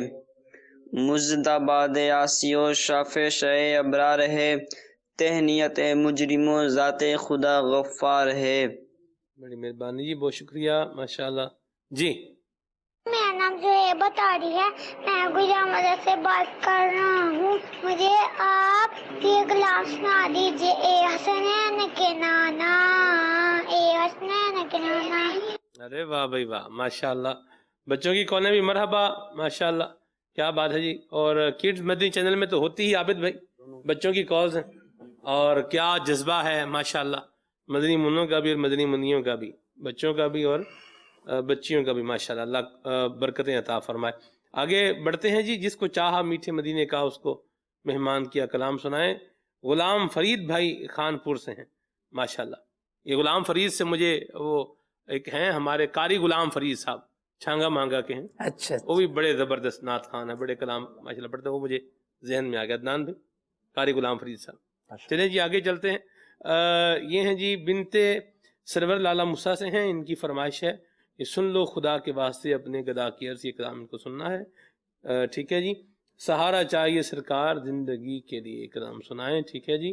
اتاری فیملی ہے جی، ان کا کہنا ہے کیا کہنا ہے جی، افسوس بہت دور ہوں گلزار نبی سے، یہ کلام سننا ہے، بہت شکریہ جی، جزاک اللہ۔ کاڑا سے میسج ہے نعت خان سے عرض ہے کہ یہ والی نعت سنا دیں، میری الفت مدینے سے یوں ہی نہیں، ٹھیک ہے جی۔ عدنان بھائی پنجابی میں کوئی کلام سنائیں، حمزہ والا سے یہ میسج ہے۔ میسج یہ ہے کہ اتاری بھائی اصحاب صفا کے بارے میں قرآن پاک کی کون سی سورہ میں ارشاد ہے، اور اصحاب کہف کے ڈاگ کے بارے میں تفصیل سے بتائیں۔ یہ کمالیہ سے بھائی جان ہیں۔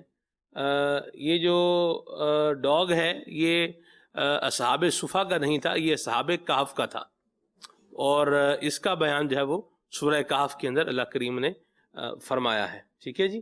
آگے بڑھتے ہیں جی۔ یہ ہیں جی کیا نام ہے ان کا، نام میسج کی شروع میں لکھ دیا کریں تو میں انشاءاللہ آپ کا نام کم از کم ضرور جو ہے وہ اناؤنس کر دوں گا۔ قصور سے میسج ہے، یہ نہ سنا دیں، سفر ہمارا بھی سرکار ہو مدینے کا، لحد میں عشق رخ شاہ کا داغ لے کے چلے، اندھیری رات سنی تھی چراغ لے کے چلے۔ جی عدنان بھائی کچھ اشعار سنائیں۔ صلو علی الحبیب صلی اللہ تعالی علی محمد، صلو علی الحبیب صلی اللہ تعالی علی محمد صلی اللہ علیہ وسلم۔ عرش حق ہے مسدد رفعت رسول اللہ کی، دیکھنی ہے حشر میں عزت رسول اللہ کی، لا رب العرش جس کو جو ملا ان سے ملا، لا رب العرش جس کو جو ملا ان سے ملا، بٹتی ہے کونین میں نعمت رسول اللہ کی، بٹتی ہے کونین میں نعمت رسول اللہ کی، وہ جہنم میں گیا جو ان سے مستغنی ہوا، وہ جہنم میں گیا جو ان سے مستغنی ہوا، ہے خلیل اللہ کو حاجت رسول اللہ کی دیکھنی ہے حشر میں، عزت رسول اللہ کی، مجدہ ہے آسیوں شاہ شہ ابرار ہے، تہنیت ہے مجرموں ذات خدا غفار ہے، چاند شک ہو پیڑ بولے جانور سجدہ کرے، چاند شک ہو پیڑ بولے جانور سجدہ کرے، بارک اللہ مرجع عالم یہی سرکار ہے، گونج گونج اٹھے ہیں نغمات رضا سے بوستا، کیوں نہ ہو کس پھول کی مدحت میں وامل قار ہے، مجدہ باد ہے آسیوں شافع شہ ابرار ہے، محمد مظہر کامل ہے حق کی شان عزت کا نظر آتا ہے اس کثرت میں کچھ انداز وحدت کا، گدا بھی منتظر ہے خلد میں نیکوں کی دعوت کا، گدا بھی منتظر ہے خلد میں نیکوں کی دعوت کا، خدا دل خیر سے لائے سخی کے گھر ضیافت کا، خدا دل خیر سے لائے سخی کے گھر ضیافت کا، رضائے خستہ جوش بغیر اسیاں سے نہ گھبرانا، رضائے خستہ جوش بغیر اسیاں سے نہ گھبرانا، کبھی تو بات آ جائے گا دامن ان کی رحمت کا، محمد مظہر کامل ہے حق کی شان عزت کا، خاک مدینہ ہوتی خاک مدینہ ہوتی میں خاک سار ہوتا، ہوتی رہے مدینہ میرا غبار ہوتا، ہوتی رہے مدینہ میرا غبار ہوتا، آقا اگر کرم سے طیبہ مجھے بلاتے،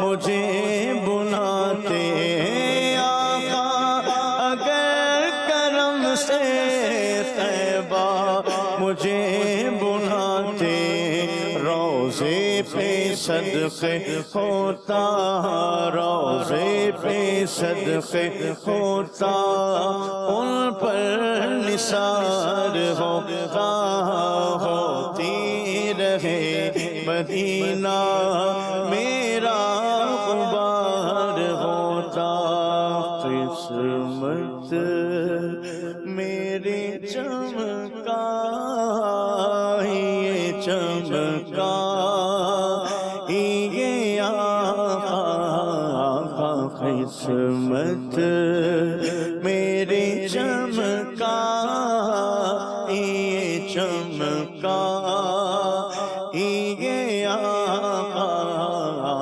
مجھ کو بھی در پاک پہ بلوا یہ آقا، مجھ کو بھی در پاک پہ بلوا یہ آقا، سینے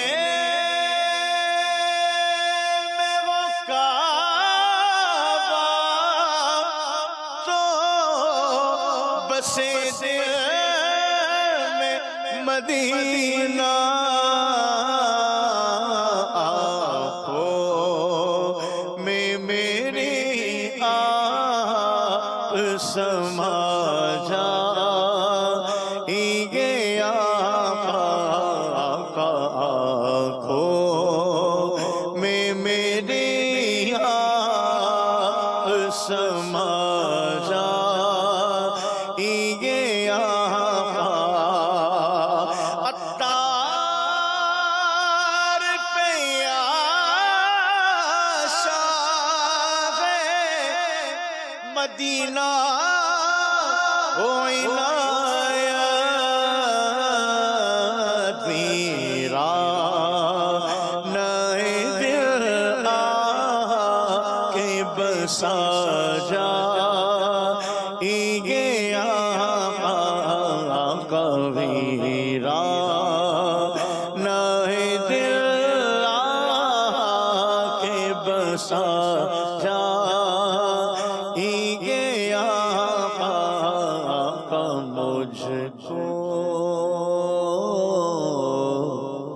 مجھ کو بھی در پاک پہ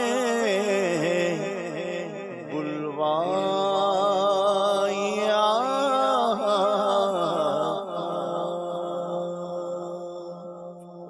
سبحان اللہ، سبحان اللہ۔ اللہ ہمیں بھی حاضری کی توفیق نصیب فرمائے۔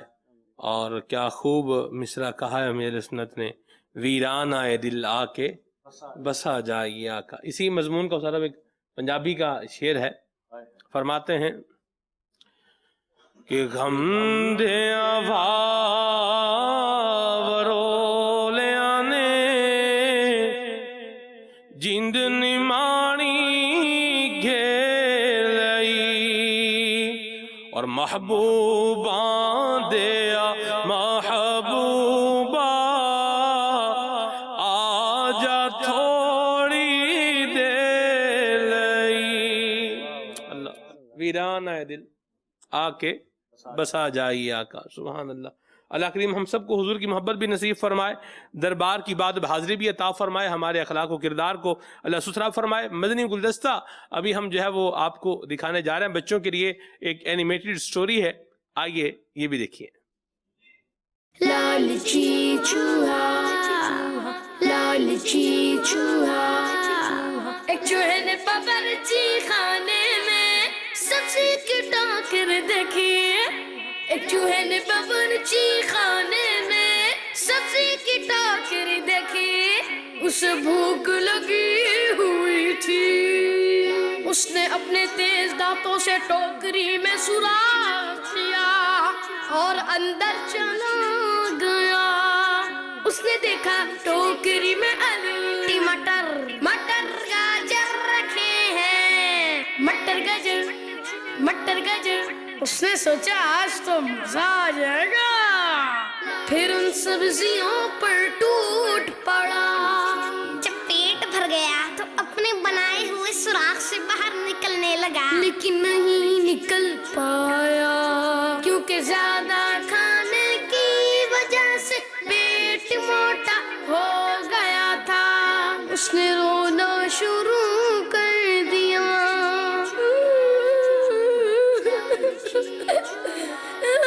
وہاں ایک کبوتر آیا اور پوچھا میرے دوست کیا ہوا. چوہے میاں تم رو کیوں رہے ہو؟ چوہے نے اپنی کہانی سنا دی. زیادہ کھانے کی وجہ سے تمہارا پیٹ موٹا ہو گیا ہے. اپنے پتلے ہونے کا انتظار کرو تاکہ تم آزاد ہو سکو. یہ کہہ کے کبوتر اڑ گیا. اتنے میں بلی آ گئی. ٹوکری میں چوہا دیکھا تو اسے پکڑا اور کھا گئی.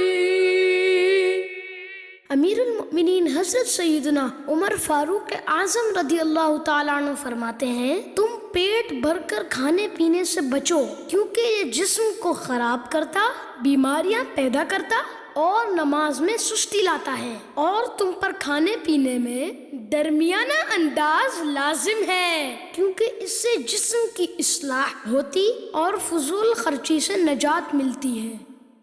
ماشاءاللہ کیا زبردست ویڈیو کلپ ہے اور اس میں کیا ہی خوبصورت اور پیارا پیغام بھی ہے. اللہ کریم ہمیں عمل کی توفیق عطا فرمائے. اصحاب صفا کی جو ہے وہ سیرت پر ہم جو ہے وہ گفتگو کر رہے ہیں صاحب.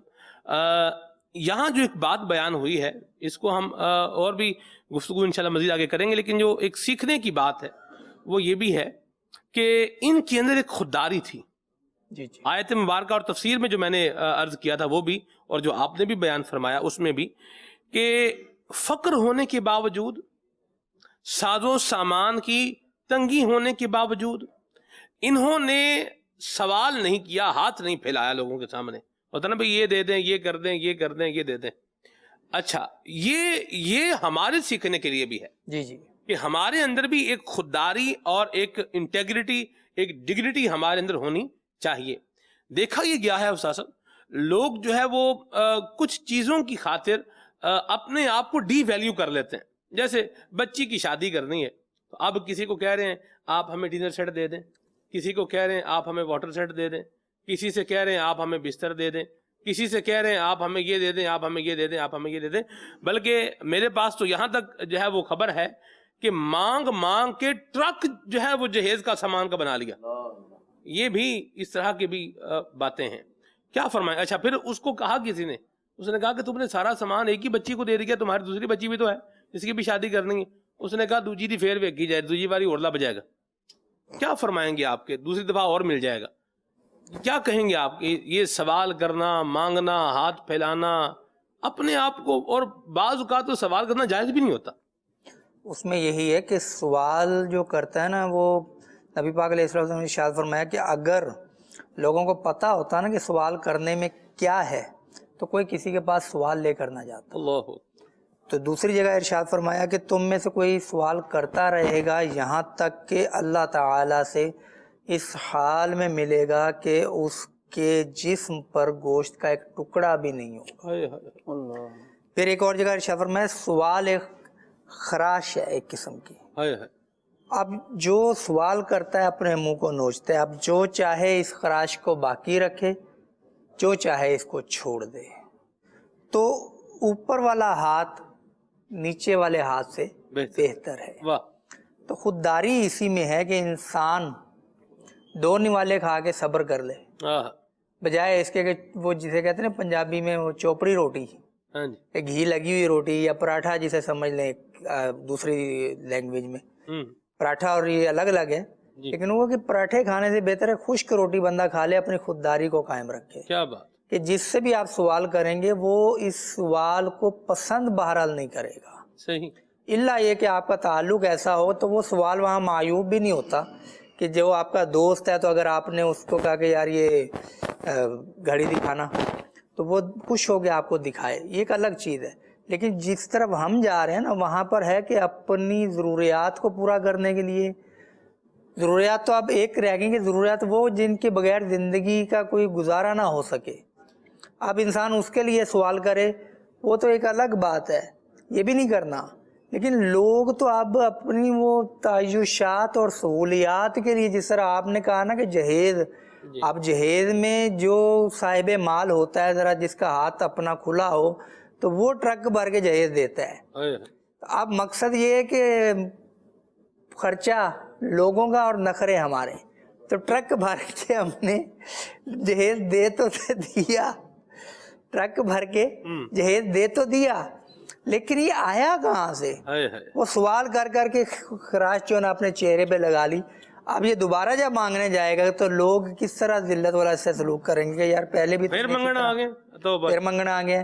تو یہ جملہ جو ہے یہ خودداری کو ٹھیس پہنچانے والا ہے، انسان کی عزت کو ضائع کرنے والے، انسان کی عزت کو کم کرنے والے بہت سارے اسباب ہوتے ہیں، جس میں سے ایک سبب یہ بھی ہے کہ وہ ہر دوسری بات پہ سوال کرتا پھرے کہ یار یہ دینا یہ دینا. بلکہ امیل سنو سمجھاتے ہیں کہ یار کسی کی بائک یا گاڑی مانگ کر، کار وغیرہ مانگ کے اس کو آزمائش یا امتحان میں نہ ڈالا کریں، کیونکہ جس کی بھی آپ بائک لیں گے اس کی بائک میں اگرچہ پہلے سے فالٹ ہو، آپ اپنا کام کر کے واپس آئیں گے، وہ بیٹھے گا، وہ دیکھے گا جناب یہ فالٹ ہو گیا ہے، یہ جناب اس کی سٹارٹنگ کی جو کک ہے یہ صحیح کام نہیں کر رہی، اس کا کلچ صحیح کام نہیں کر رہا. وہ آپ کو کہے گا جناب یہ کہاں لے کے گئے تھے، کلچ صحیح کام نہیں کر رہا. اب آپ کے طوطے اڑ جائیں گے کہ یہ کیا، میں نے تو کچھ بھی نہیں کیا، لیکن وہ آپ کے ذمے آ جائے گا. اسی طرح جتنی مہنگی چیز ہوگی، کار وغیرہ لے کے گئے، کہیں اب پہ لگا گئی، تو اب وہ لاکھوں کی کار کا آپ کو یعنی کہ وہ خرچہ بھرنا پڑے گا کہ جو بھی کام آپ نے کروا کے دیا وہ پہلے جیسی کار رہے گی نہیں. تو اس لیے سلامتی اسی میں ہے کہ سوال سے بہرحال بچا جائے. قرض اور چیز ہے، سوال اور چیز ہے.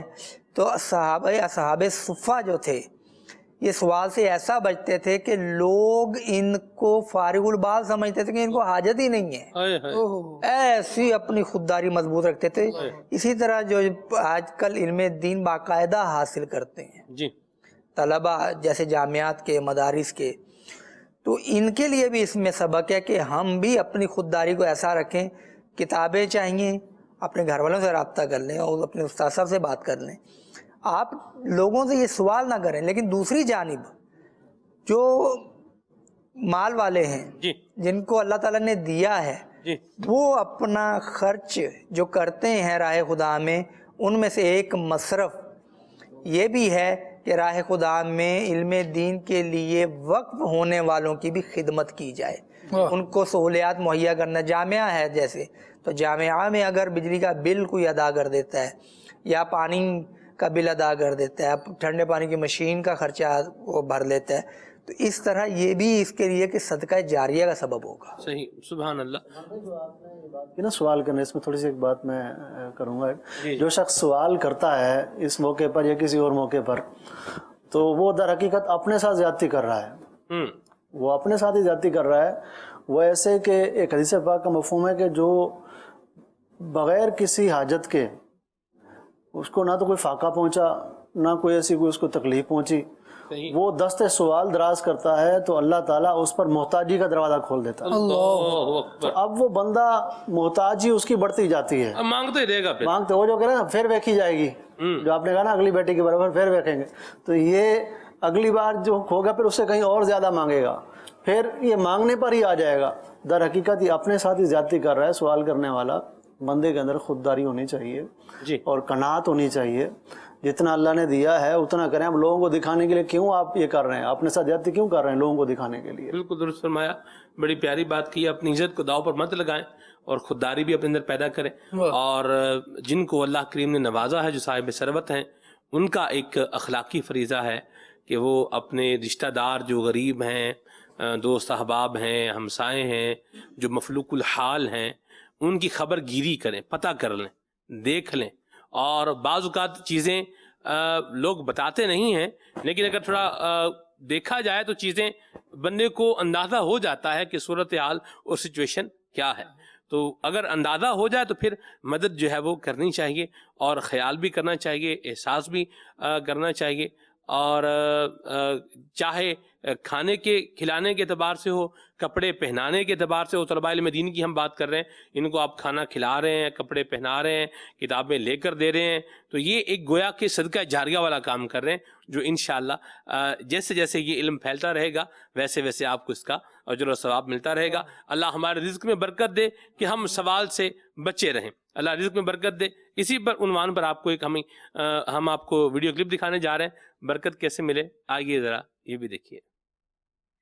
مدنی چینل کے ناظرین، ہم موجود ہیں مدنی چینل کی مارننگ ٹرانسمیشن کھلے آنکھ صلی اعلیٰ کہتے کہتے کہ ایک سیگمنٹ برکت کیسے ملے. برکت کیسے ملے اس حوالے سے اپنے اس سیگمنٹ میں ہم بات کیا کرتے ہیں. آج ہم بات کریں گے کہ ادب کے ذریعے برکتوں کو حاصل کریں. ادب سے برکت ملا کرتی ہے. آپ نے ایک جملہ سنا ہوگا کہ با ادب با نصیب اور بے ادب بد نصیب. با ادب با نصیب ہوا کرتا ہے، بے ادب بد نصیب ہوا کرتا ہے. یہ مثال، یہ باتیں بچپن سے ہم سنتے آ رہے ہیں، بڑے بوڑھوں سے بھی یہ بات سنی ہے، اور واقعی ادب کرنے والا برکتوں کو زیادہ پایا کرتا ہے. اب ادب کے ذریعے سے برکت کیسے ملے گی؟ میں آپ کو حدیث مبارک سناتا ہوں. نبی پاک صلی اللہ علیہ وسلم کے دربار میں ایک شخص آیا اور آ کر حضور علیہ الصلوۃ والسلام کے سامنے اپنی مفلسی تنگ دستی کی شکایت کرنے لگا. کہنے لگا کہ یا رسول اللہ بڑی پریشانی ہے، تنگ دستی نے ڈیرے ڈال لیے ہیں. تو نبی پاک صلی اللہ علیہ وسلم نے ارشاد فرمایا لعلک مشیت امام شیخ. فرمایا حضور علیہ السلام نے کہ شاید تم کسی بوڑھے آدمی کے آگے چلے ہوگے، یہ اسی کی نحوست ہے. ہمیں بوڑھوں کا، بڑوں کا ادب کرنا چاہیے.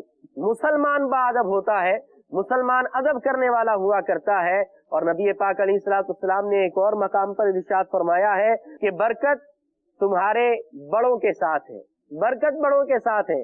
اور حدیث مبارک کے اندر یہ بھی ہے کہ جو تم سے عمر میں بڑا ہے اس کا تجربہ بھی زیادہ ہوتا ہے. تو اپنے بڑوں کے تجربات سے بھی فائدہ حاصل کیجئے، ان سے باتیں کیجئے، ان کا دل بہلائیے. انشاءاللہ اس سے آپ کو برکت ملے گی. حضرت سیدنا امام احمد بن حنبل کا ایک واقعہ ہے کہ آپ ایک مرتبہ ایک نہر پر وضو کر رہے ہوتے ہیں، اس سے آگے ایک اور شخص وضو کر رہا ہوتا ہے. اب وہ شخص جو وضو کر رہا ہوتا ہے وہ دیکھتا ہے کہ میں یہاں سے وضو کر رہا ہوں تو میرے ہاتھوں کا دھون نہر کے ذریعے سے حضرت امام احمد بن حنبل کے پاس جا رہا ہے. تو وہ شخص حضرت امام احمد بن حنبل کا ادب کرتے ہوئے وہاں سے اٹھتا ہے اور اٹھ کر امام احمد بن حنبل سے پیچھے جا کر بیٹھ جاتا ہے. اب یہ صورت ہو جاتی ہے کہ امام احمد بن حنبل کے ہاتھوں کا دھون اس شخص تک آ رہا ہوتا ہے. وہ شخص جب فوت ہوتا ہے اس کو کوئی خواب میں دیکھ کر پوچھتا ہے کہ ما فعل اللہ بکا، اللہ نے تمہارے ساتھ کیا معاملہ کیا؟ تو وہ کہتا ہے کہ اللہ کریم نے مجھے بخش دیا، اللہ نے مجھے بخش دیا. پوچھا کس سبب سے؟ کہنے لگے کہ میں نے اپنی زندگی میں امام احمد بن حنبل کا ادب کیا تھا، میرا یہ ادب کرنا ہی اللہ کو پسند آ گیا، اللہ نے میری مغفرت فرما دی. تو با ادب با نصیب ہوا کرتا ہے. ہمیں اپنے بڑوں کا ادب کرنا چاہیے، اپنے استاد کا ادب کرنا چاہیے، اور اسی طرح عمر میں جو بڑے ہیں ان کا ادب کرنا چاہیے. چھوٹوں پر شفقت کرنی چاہیے. تو انشاءاللہ برکتیں ہمیں ضرور ملیں گی. آپ نے دیکھا کہ وہ شخص جو حضور کے دربار میں شکایت لے کر آیا کہ تنگ دستی ہے، حضور نے اس کو درس یہ دیا کہ بڑوں کا ادب کرو. ہم بھی بڑوں کا ادب کریں گے، با ادب رہیں گے تو برکتیں ضرور ملیں گی. دعا ہے رب کریم عمل کی توفیق عطا فرمائے اور دوسروں تک پہنچانے کی بھی توفیق عطا فرمائے.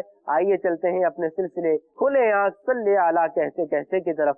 صلو علی الحبیب صلی اللہ تعالی علی محمد صلی اللہ علیہ وسلم. واہ جی ماشاءاللہ. اللہ کریم ہم سب کے رزق میں، مال میں، جان میں برکت عطا فرمائے. آمین بجاہ طٰہٰ و یاسین. اصحاب صفا کا ذکر خیر ہے. خالد بھائی بھی ماشاءاللہ ہمارے ساتھ ہیں. مرحبا خالد بھائی، اللہ نام مبارک فرمائے. اصحاب صفا کے کچھ معاملات کے بارے میں بتائیں، کچھ ارننگ کے حوالے سے جو صورتحال کچھ کی رہا کرتی تھی اصحاب کی. نبی پاک صلی اللہ تعالیٰ علیہ وآلہ وسلم کے پیارے ہیں، اور جب بعض افراد نے یہ اعتراض کیا کہ ہم اس لیے نہیں آئیں گے آپ کے دربار میں یا رسول اللہ، کیونکہ بعض افراد وہ تھے جو کافر تھے اور اسلام قبول نہیں کرتے تھے، تو ان سے ترغیب دی جاتی ان کو، تو وہ کہتے جب تک یہ غریب افراد آپ کے بارگاہ میں بیٹھے ہیں نہ ہم نہیں آئیں گے. اللہ کریم جل وعلا نے وہی فرمائی کہ ان کو اپنے پاس سے نہ اٹھائیے گا. وَلَا تَعْدُ عَيْنَاكَ عَنْهُمْ، इनसे अपनी निगाह लुत्फ को फेरिएगा भी नहीं। तो ये रसूलुल्लाह सल्लल्लाहु ताला अलैहि वसल्लम की निगाह लुत्फ में रहने वाले थे। हुजूर अकरम सल्लल्लाहु ताला अलैहि वसल्लम की जो मीरास है इल्म, रसूलुल्लाह सल्लल्लाहु ताला अलैहि वसल्लम से हुजूर की ज़िंदगी में ही वो लेने वाले थे। क्योंकि जब ये कहा गया ना कि लोग यहाँ बैठे हैं, बाज़ारों में हैं, और मस्जिद में रसूलुल्लाह सल्लल्लाहु ताला अलैहि वसल्लम की मीरास तकसीम हो रही है, तो किसी ने कहा कि रसूलुल्लाह सल्लल्लाहु अलैहि वसल्लम, लोग गए कुछ और जाकर देखा कि मस्जिद में कौन सी मीरास तकसीम हो रही है, तो वहाँ इल्म दीन के हलके लगे हुए थे। बताया गया कि रसूलुल्लाह सल्लल्लाहु ताला अलैहि वसल्लम की ये तो मीरास है, इल्म दीन, और ये रसूलुल्लाह सल्लल्लाहु ताला अलैहि वसल्लम से इस दौलत को हासिल करने वाले साहबे कराम हैं। इनकी खुददारी के हवाले से भी बयान हो रहा था। बाज़ अफराद इस कसरत से रसूलुल्लाह सल्लल्लाहु ताला अलैहि वसल्लम की बारगाह में हाजिर रहते कि कुरान की आयतों का नुज़ूल उन्हीं के सामने हुआ करता था। रसूलुल्लाह सल्लल्लाहु ताला अलैहि वसल्लम से अहादीस कसरत के साथ सुना करते थे। फिर अर्निंग का मामला ये था कि जब नमाजें रसूलुल्लाह सल्लल्लाहु अलैहि वसल्लम के पीछे पढ़नी है और नमाजों के बाद अल सुबह फजर के बाद फारिग हुए नमाज के बाद और फौरन रुख किया जंगलों का। जंगलों में गए। 70 सहाबे कराम अलैहिम रिदवान की वो तादाद है जो बयान की जाती है कि असहाबे सुफ़ा में से 70 वो थे जो जबरदस्त कारी कुरान थे, और उनकी जिंदगी गुजारने का तरीका कार ये था कि फजर के बाद जंगलों की तरफ का रुख करते, दिन भर वहाँ लकड़ियाँ काटते और फिर उनको बेचते। उनके बेचने से जो आमदनी होती उससे अपने खाने पीने का बंदोबस्त करते। न सिर्फ अपने खाने पीने का बंदोबस्त करते बल्कि यहाँ तक करते कि जो अफराद इनके साथ रहा करते थे वही सुफ़ा वाले थे, क्योंकि इनमें तादाद तो 400 से 500 तक के अफराद की थी, तो जो कुछ ये कमा कर लाते उससे अपने खाने पकाते और अपने खानों में अपने इन भाइयों को भी शरीक करते। और फिर उसके बाद यानी दिन ऐसे गुजारा है, शाम में खाने पकाए हैं और लोगों के साथ मामलात किए हैं और उसको शेयर करके खाया है और तकसीम किया। रसूलुल्लाह सल्लल्लाहु अलैहि वसल्लम का गोया तरीके पर अमल किया है। फिर आगे बढ़िए तो अब रात गुजारने का अंदाज ये है कि वल्लज़ीना यबीतूना लिरब्बिहिम सुज्जदन व क़ियामा। अभी अल्लाह तबारक व तआला की रज़ा के लिए सारी की सारी रात महज इबादत इलाही में किया करते। दिन में दीन भी सीख रहे हैं, रसूलुल्लाह सल्लल्लाहु ताला अलैहि वसल्लम की बारगाह में हाजिरी दे रहे हैं, कस्बे हलाल के लिए भी जा रहे हैं, और रातों को अल्लाह तबारक व तआला को नमाजें पढ़कर भी राजी करने की कोशिश कर रहे हैं। क्या बात। तो ये अंदाज हम असहाबे सुफ़ा से अगर सीखें और इनकी सीरत को हम पढ़कर, बहुत डोमिनेटेड जो पहलू है वो ये कि रसूलुल्लाह सल्लल्लाहु ताला अलैहि वसल्लम की तवज्जो में रहने की कोशिश करना। क्या बात। अपने मुसलमान भाइयों पर बोझ ना बनना और अपने लिए कुछ ना कुछ करने की और दूसरों की भी कुछ ना कुछ खबरगिरी या खिदमत करने की कोशिश करते रहना। हालांकि आका करीम सल्लल्लाहु ताला अलैहि वसल्लम के दीगर असहाब भी ये तर्ज अमल इख्तियार करते थे कि असहाबे सुफ़ा के लिए जब घरों से निकलते हैं ना तो असहाबे सुफ़ा के लिए कुछ ना कुछ खाने के लिए ले आते। क्या बात है कि ये रसूलुल्लाह सल्लल्लाहु अलैहि वसल्लम की बारगाह में हमसे ज्यादा हाजिरी देने वाले, अल्लाहु अकबर, हुजूर अकरम सल्लल्लाहु अलैहि वसल्लम की अहादीस को हमसे ज्यादा सीखने वाले हैं, तो यूं हदिये के तौर पर अपने भाइयों के लिए कुछ ना कुछ लाते। इनमें से बहुत बड़े बड़े नाम सलमान भाई वो गुजरे हैं कि बंदा असहाबे सुफ़ा का एक इजमाली खाका देखे कि ये कौन अफराद थे, किस तरह रहा करते थे, गुज़र औकात क्या है, और उसके बाद बंदा देखे कि इनमें नाम कितने बड़े बड़े। यानी हदीस की किताबों में अगर अस्मा और रिजाल में हम ये ना पढ़े ना कि ये बंदा असहाबे सुफ़ा में से है, ऐसा लगता है कि पता नहीं कौन सा इल्मी मशगला इनका होगा, क्या अजीम काम ये करते होंगे। है तो ये भी बड़ा अजीम काम कि असहाबे सुफ़ा में से हैं, लेकिन अब्दुल्ला इब्न उमर रदी अल्लाह ताला, क्या बात, ये कौन है? हजरत उमर इब्न खत्ताब रदी अल्लाह ताला अन्हु के बेटे, और हैं ये असहाबे सुफ़ा में से, क्योंकि रसूलुल्लाह सल्लल्लाहु अलैहि वसल्लम के इन साथियों के साथ, इन इल्म के प्यासों के साथ ये रहा करते थे, और इनके साथ रहकर हुजूर अकरम सल्लल्लाहु ताला अलैहि वसल्लम की अहादीस भी सुना करते थे। और फिर यही वो फैजान है जो नसीब हुआ कि रसूलुल्लाह सल्लल्लाहु ताला अलैहि वसल्लम ने अकाबिरीन साहबे कराम अलैहिम रिदवान के सामने एक सवाल रखा। हुजूर ने इरशाद फरमाया, बताइए कि वो कौन सा दरख्त है जिसकी मिसाल मोमिन की तरह है। صحابہ کرام علیہ رضوان خاموش ہیں، حالانکہ اس میں صدیق اکبر رضی اللہ تعالیٰ عنہ بھی ہیں، خود فاروق اعظم جو ان کے والد ہیں وہ بھی موجود ہیں. تو اصحاب رسول اللہ صلی اللہ علیہ وسلم نے عرض کیا رسول اللہ ہمیں نہیں معلوم. تو حضور اکرم صلی اللہ تعالیٰ علیہ وسلم نے خود ارشاد فرمایا کہ وہ کھجور کا درخت ہے، کہ وہ بندے کو فائدہ ہی دیتا ہے. کیا بات. پھر جب مجلس برخاست ہوئی، نشست ختم ہوئی، اٹھ کر اپنے اپنے گھروں کی طرف روانہ ہوئے صحابہ. تو عبداللہ ابن عمر رضی اللہ تعالیٰ عنہ یہ حضرت عمر سے عرض کرتے ہیں کہ ابا جان، میں جب رسول اللہ نے یہ سوال کیا تھا نا علیہ الصلوۃ والسلام کہ کون ہے ایسا درخت کون سا ہے، کہتے ہیں میں سمجھ گیا تھا کہ یہ کھجور کا درخت ہے. وہ کیسے سمجھ گئے تھے؟ وہ فیضان ہے جو رسول اللہ صلی اللہ تعالیٰ علیہ وآلہ وسلم کے زیادہ تر صحبت یافتہ افراد کے ساتھ رہنے سے نصیب ہوا. کیا بات. اور یہ علم دین کی بار بار ایک جو تکرار ہوا کرتی تھی اس سے بھی نصیب ہوا. اب یہ عبداللہ ابن عمر رضی اللہ تعالیٰ عنہ، ان کا انداز زندگی اکابرین صحابہ کرام علیہ رضوان میں سے دو کے اقوال ان کے. اللہ اکبر. حضرت عبداللہ ابن مسعود رضی اللہ تعالیٰ عنہ فرماتے ہیں کہ بے شک نوجوانان قریش میں سے سب سے زیادہ اپنے نفس کو دنیا کی رعنائیوں سے قابو میں رکھنے والے وہ عبداللہ ابن عمر رضی اللہ تعالیٰ. حضرت سیدنا جابر رضی اللہ تعالیٰ عنہ نے ان کے بارے میں فرمایا، کہتے ہیں میں نے حضرت ابن عمر رضی اللہ تعالیٰ عنہما کے علاوہ کسی ایسے شخص کو نہیں دیکھا کہ جسے دنیا کی رنگینیوں نے اپنی طرف مائل نہ کر لیا، لیکن انہوں نے دنیا کی رنگینیوں کی طرف توجہ ہی نہیں کی، یعنی وہ ان کو اپنی طرف مائل ہی نہ کر سکی. یہ صرف رسول اللہ صلی اللہ تعالیٰ علیہ وسلم کی احادیث سیکھنے میں، آپ جب ذخیرہ احادیث پڑھتے ہیں آپ کو کتنی روایتیں ملتی ہیں جو حضرت عبداللہ ابن عمر رضی اللہ تعالیٰ عنہ سے مروی ہیں. حالانکہ رسول اللہ صلی اللہ تعالیٰ علیہ وآلہ وسلم کی آیت طیبہ میں آپ کی عمر اتنی زیادہ نہیں تھی، کیونکہ حضرت عمر رضی اللہ تعالیٰ عنہ کے تو آپ بیٹے تھے، لیکن پھر بھی حضور اکرم صلی اللہ علیہ وسلم کی بارگاہ میں کثرت سے حاضری اور پھر دین سیکھنے کی جو جستجو ہے اس نے آپ کو بہت ساری چیزیں عطا فرمائی. واہ سبحان اللہ. سر اب یہ بھی ایک بات جو بھی خالد بھائی نے بیان کی ہے جناب عبداللہ بن عمر رضی اللہ تعالیٰ عنہ کی، دنیا کی رنگینیوں سے، رعنائیوں سے یعنی دور رہنا. اور ہم اگر اپنا حساب لیں تو ہم تو اپنے گھر کی رینوویشن میں جو ہے نا وہ ڈوبے ہوئے ہیں کہ ابھی کلر یہ کرانا ہے تو کلر یہ ہو گیا ہے، تو صوفے پرانے ہو گئے ہیں، تو پردے آؤٹ آف فیشن ہو گئے ہیں، تو کھڑکیاں جو ہے نا یہ ایلومینیم کی کھڑکیاں، تو پرانے زمانے کا ایلومینیم لگا ہوا ہے، ابھی تو کالر ایلومینیم جناب، یہ کھڑکیاں تو یہ دروازے تو یہ ٹی وی تو یہ فریج صحیح ہے، ٹھیک ٹھاک کام کر رہا ہے، بالکل مطلب جیسے فریج کو کام کرنا ہے کر رہا ہے، لیکن پھر بھی فریج یہ پرانا ہو گیا ہے، اس کو 4-5 سال ہو گئے ہیں، 5 سال پرانا فریج ہے، تو چلو کوئی اور نیا خریدتے ہیں، اس کو کچھ کرتے ہیں. کیا فرمائیے گا اس پر کہ گھر کے اندر ہی بندہ بس ڈوبا ہوا ہے اور اسی کے اندر جو ہے نا وہ گھوم رہا. اصل میں یہ چمک کو مزید چمکانے کی کوشش کی جاتی ہے. اللہ کہ پہلے چیز چمک رہی ہے آپ کے گھر میں، اب آپ اس کو مزید چمکانے کی کوشش کر رہے ہیں. تو اس کے 2 پہلو ہیں. ایک ہے کہ جو آپ تبدیلی گھر کے اندر کرنا چاہ رہے ہیں اگر شریعت اس کو منع نہیں کرتی تو جائز ہے، اس پہ ہم ان کو ملامت نہیں کریں گے.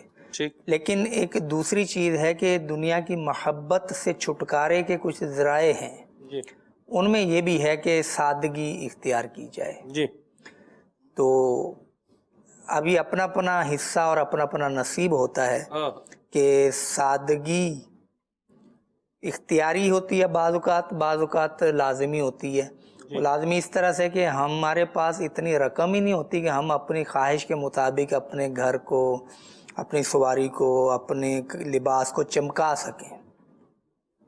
اور بعض اوقات اسباب مہیا ہوتے ہیں، لیکن اسباب مہیا ہوتے ہوئے بھی نہ اتنا چمک دمک کا شکار ہونا اور سادہ زندگی اختیار کرنا یہ بھی خوش نصیبوں کا ایک حصہ ہوتا ہے، اور یہ بھی ایک بڑا اچھا وصف ہے. تو وہ اسلامی بھائی بھی مطلب یہ کہ وہ دل چھوٹا نہ کریں جو کہتے ہیں کہ ہم نے اگر اپنے گھر میں اچھے پردے لگا لیے، اچھا صوفہ سیٹ رکھ لیا تو کیا جرم کیا. آپ نے کوئی جرم نہیں کیا. ہم تو ایک سادگی کی اپنی فضیلت بیان کر رہے ہیں. ہم آپ کو مجبور نہیں کر رہے کہ آپ سادگی اختیار کریں ان معنوں میں. تو جس کا حصہ ہوگا وہ لے گا. اور اس کے فوائد ہیں کہ دل پر دنیا کی محبت کا غلبہ نہیں ہونے پاتا. اس کی وجہ یہ ہے کہ اگر آپ وہ کہہ رہے ہیں نا کہ 5 سال ہو گئے ہیں فریج کو اور یہ جو ایلومینیم لگا ہوا ہے یا جناب یہ پردے لگے ہوئے ہیں یہ پرانے ہو گئے ہیں، تو جب آپ اس کو تبدیل کرنے جائیں گے تو آپ کو پردوں کا رنگ اب متاثر نہیں کر رہا، آپ بار بار دیکھنے کے بعد اس کو اکتا چکے ہیں اور آپ تبدیل کرنے جا رہے ہیں. تھوڑا سا یہ بھی سوچ لیجئے کچھ لوگ وہ بھی ہوں گے کہ جن کو ان پردوں کے رنگ سے بیچاروں کو کیا غرض ہوگی، انہیں تو کپڑے بھی پرانے پہننے کو میسر آتے ہیں.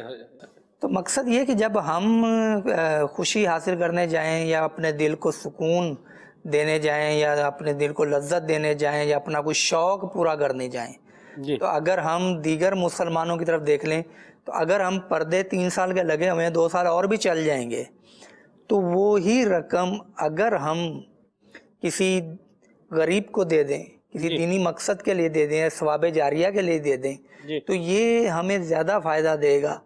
تو یہ ملا جلا حساب کتاب ہے. اب جس کا جو دل ہے نا وہ اپنے حساب سے کرتا ہے، لیکن دنیا کی محبت نکالنے کے کچھ ذرائع ہیں جن میں سے ایک سادہ طرز زندگی بھی ہے. اللہ سبحان اللہ، بڑی پیاری بات کہی سر. اب یہاں یہ اسی عنوان تھوڑا اور لے لیں کیونکہ بہت سارے لوگوں کا یہ پرابلم ہوگا جو مدنی چینل ابھی جو ہے وہ دیکھ رہے ہیں اور فرمائشیں بھی ہو رہی ہوں گی، یہ بھی کر لیں، وہ بھی چینج کر دیں، یہ بھی کر دیں، دروازے بھی بدل دیں، تو یہ لاک بھی بدل دیں، تو یہ مطلب اٹخلیاں بھی بدل دیں، تو پتہ نہیں کیا کیا مطلب بدل دیں، اور بھی اس طرح کی گفتگو گھروں میں ہوتی ہوگی. تو اس پر بھی ذرا کچھ گفتگو فرمائیں کہ یہ پیسے ظاہر سی بات ہے تبدیلی ہوگی تو پیسوں سے ہی ہوگی، پیسے بھی لگیں گے، خرچہ ہوگا، اور ایک بڑی تعداد ہے جو ہینڈ ٹو ماؤتھ ہے جی، اور اتنا ہی ہے کہ وہ آئے گا خرچہ، مطلب یہ ارننگ آئے گی، وہ گھر کے سرکل میں، راشن میں، بچوں کے دودھ میں، اسکول جا رہے ہیں تو اس کی فیس میں، یعنی وہ نکل جائے گا. تو اب یہ ایکسٹرا برڈن آ رہا ہے جسے یوں آپ کہہ لیں کہ نان ریلیونٹ برڈن جو ہے وہ آ رہا ہے، جو ریکوائرڈ نہیں ہے، جس کی ضرورت ہی نہیں ہے. کام چل رہا ہے الحمدللہ ہو رہا ہے. ایک تو چیز خراب ہو گئی ہے اس کو تو ظاہر سی بات ہے ریپیئر کروایا جائے گا، مینٹیننس اس کی ہوگی، تو جو ہے وہ تو ہے ہی ہے. لیکن اس پر جو ہے وہ کچھ ارشاد فرمائیں کہ یہ جیب پر بھی تو فائنینشیل اعتبار سے بھی تو ہمارے اوپر برڈن آئے گا اس کا.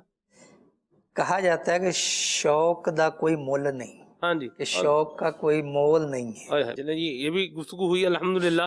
میں یہاں ایک اور بڑی واضح طور پہ عرض کر دوں کہ شوق ہے کوئی اور اس کو پورا کرنا شرعاً جائز ہے، شریعت نے اس پر کوئی قدغن نہیں لگایا، تو اس کی کوئی کنڈیمنیشن اس کی نہیں ہے، ٹھیک ہے، اس کی مذمت نہیں ہے.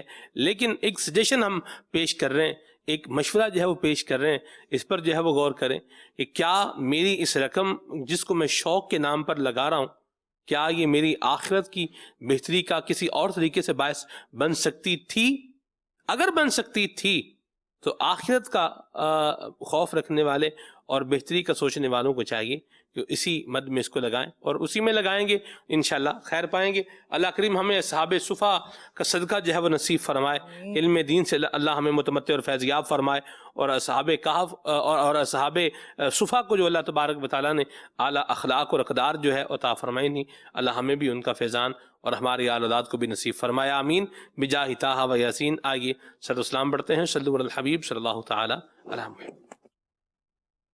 کعبے کے بدرو تو جا تم پہ کروڑوں درود، طیبہ کی شمسوں ضحیٰ تم پہ کروڑوں درود. کعبے کے بدرو تو جا تم پہ کروڑوں درود، طیبہ کی شمسوں ضحیٰ تم پہ کروڑوں درود. شافع روز جزا تم پہ کروڑوں درود، شافع روز جزا تم پہ کروڑوں درود. شافع روز جزا، شافع روز جزا تم پہ کروڑوں درود، تم پہ کروڑوں درود. دافع جملہ بلا تم پہ کروڑوں درود، دافع جملہ بلا تم پہ کروڑوں درود،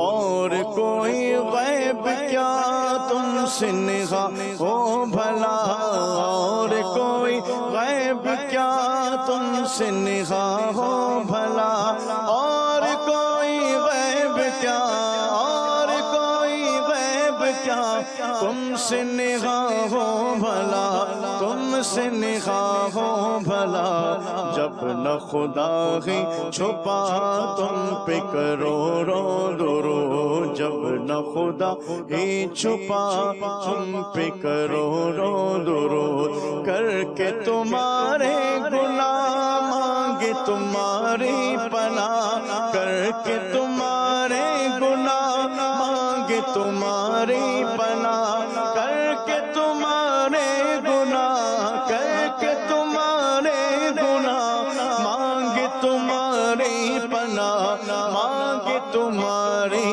پناہ، تم کہو دامن میں آ تم پہ کروڑوں درود، تم کہو دامن میں آ تم پہ کروڑوں درود، کام وہ لے لیجئے تم کو جو راضی کرے، کام وہ لے لیجئے تم کو جو راضی کرے، کام وہ لے لیجئے، کام وہ لے لیجئے تم کو جو راضی کرے، تم کو جو راضی کرے، ٹھیک ہو نام رضا تم پہ کروڑوں درود، کعبے کے بدرو دجا تم پہ کروڑوں درود، طیبہ کے شمس و ضحا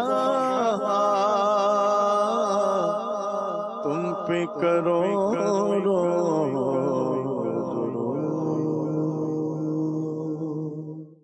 پھولوں سی مسکراتی ہو صبح، یاد نبی سے چین پاتی ہو صبح، کھلے آنکھ صلی علی کہتے کہتے، کھلے آنکھ صلی علی کہتے کہتے، کھلے آنکھ صلی علی کہتے کہتے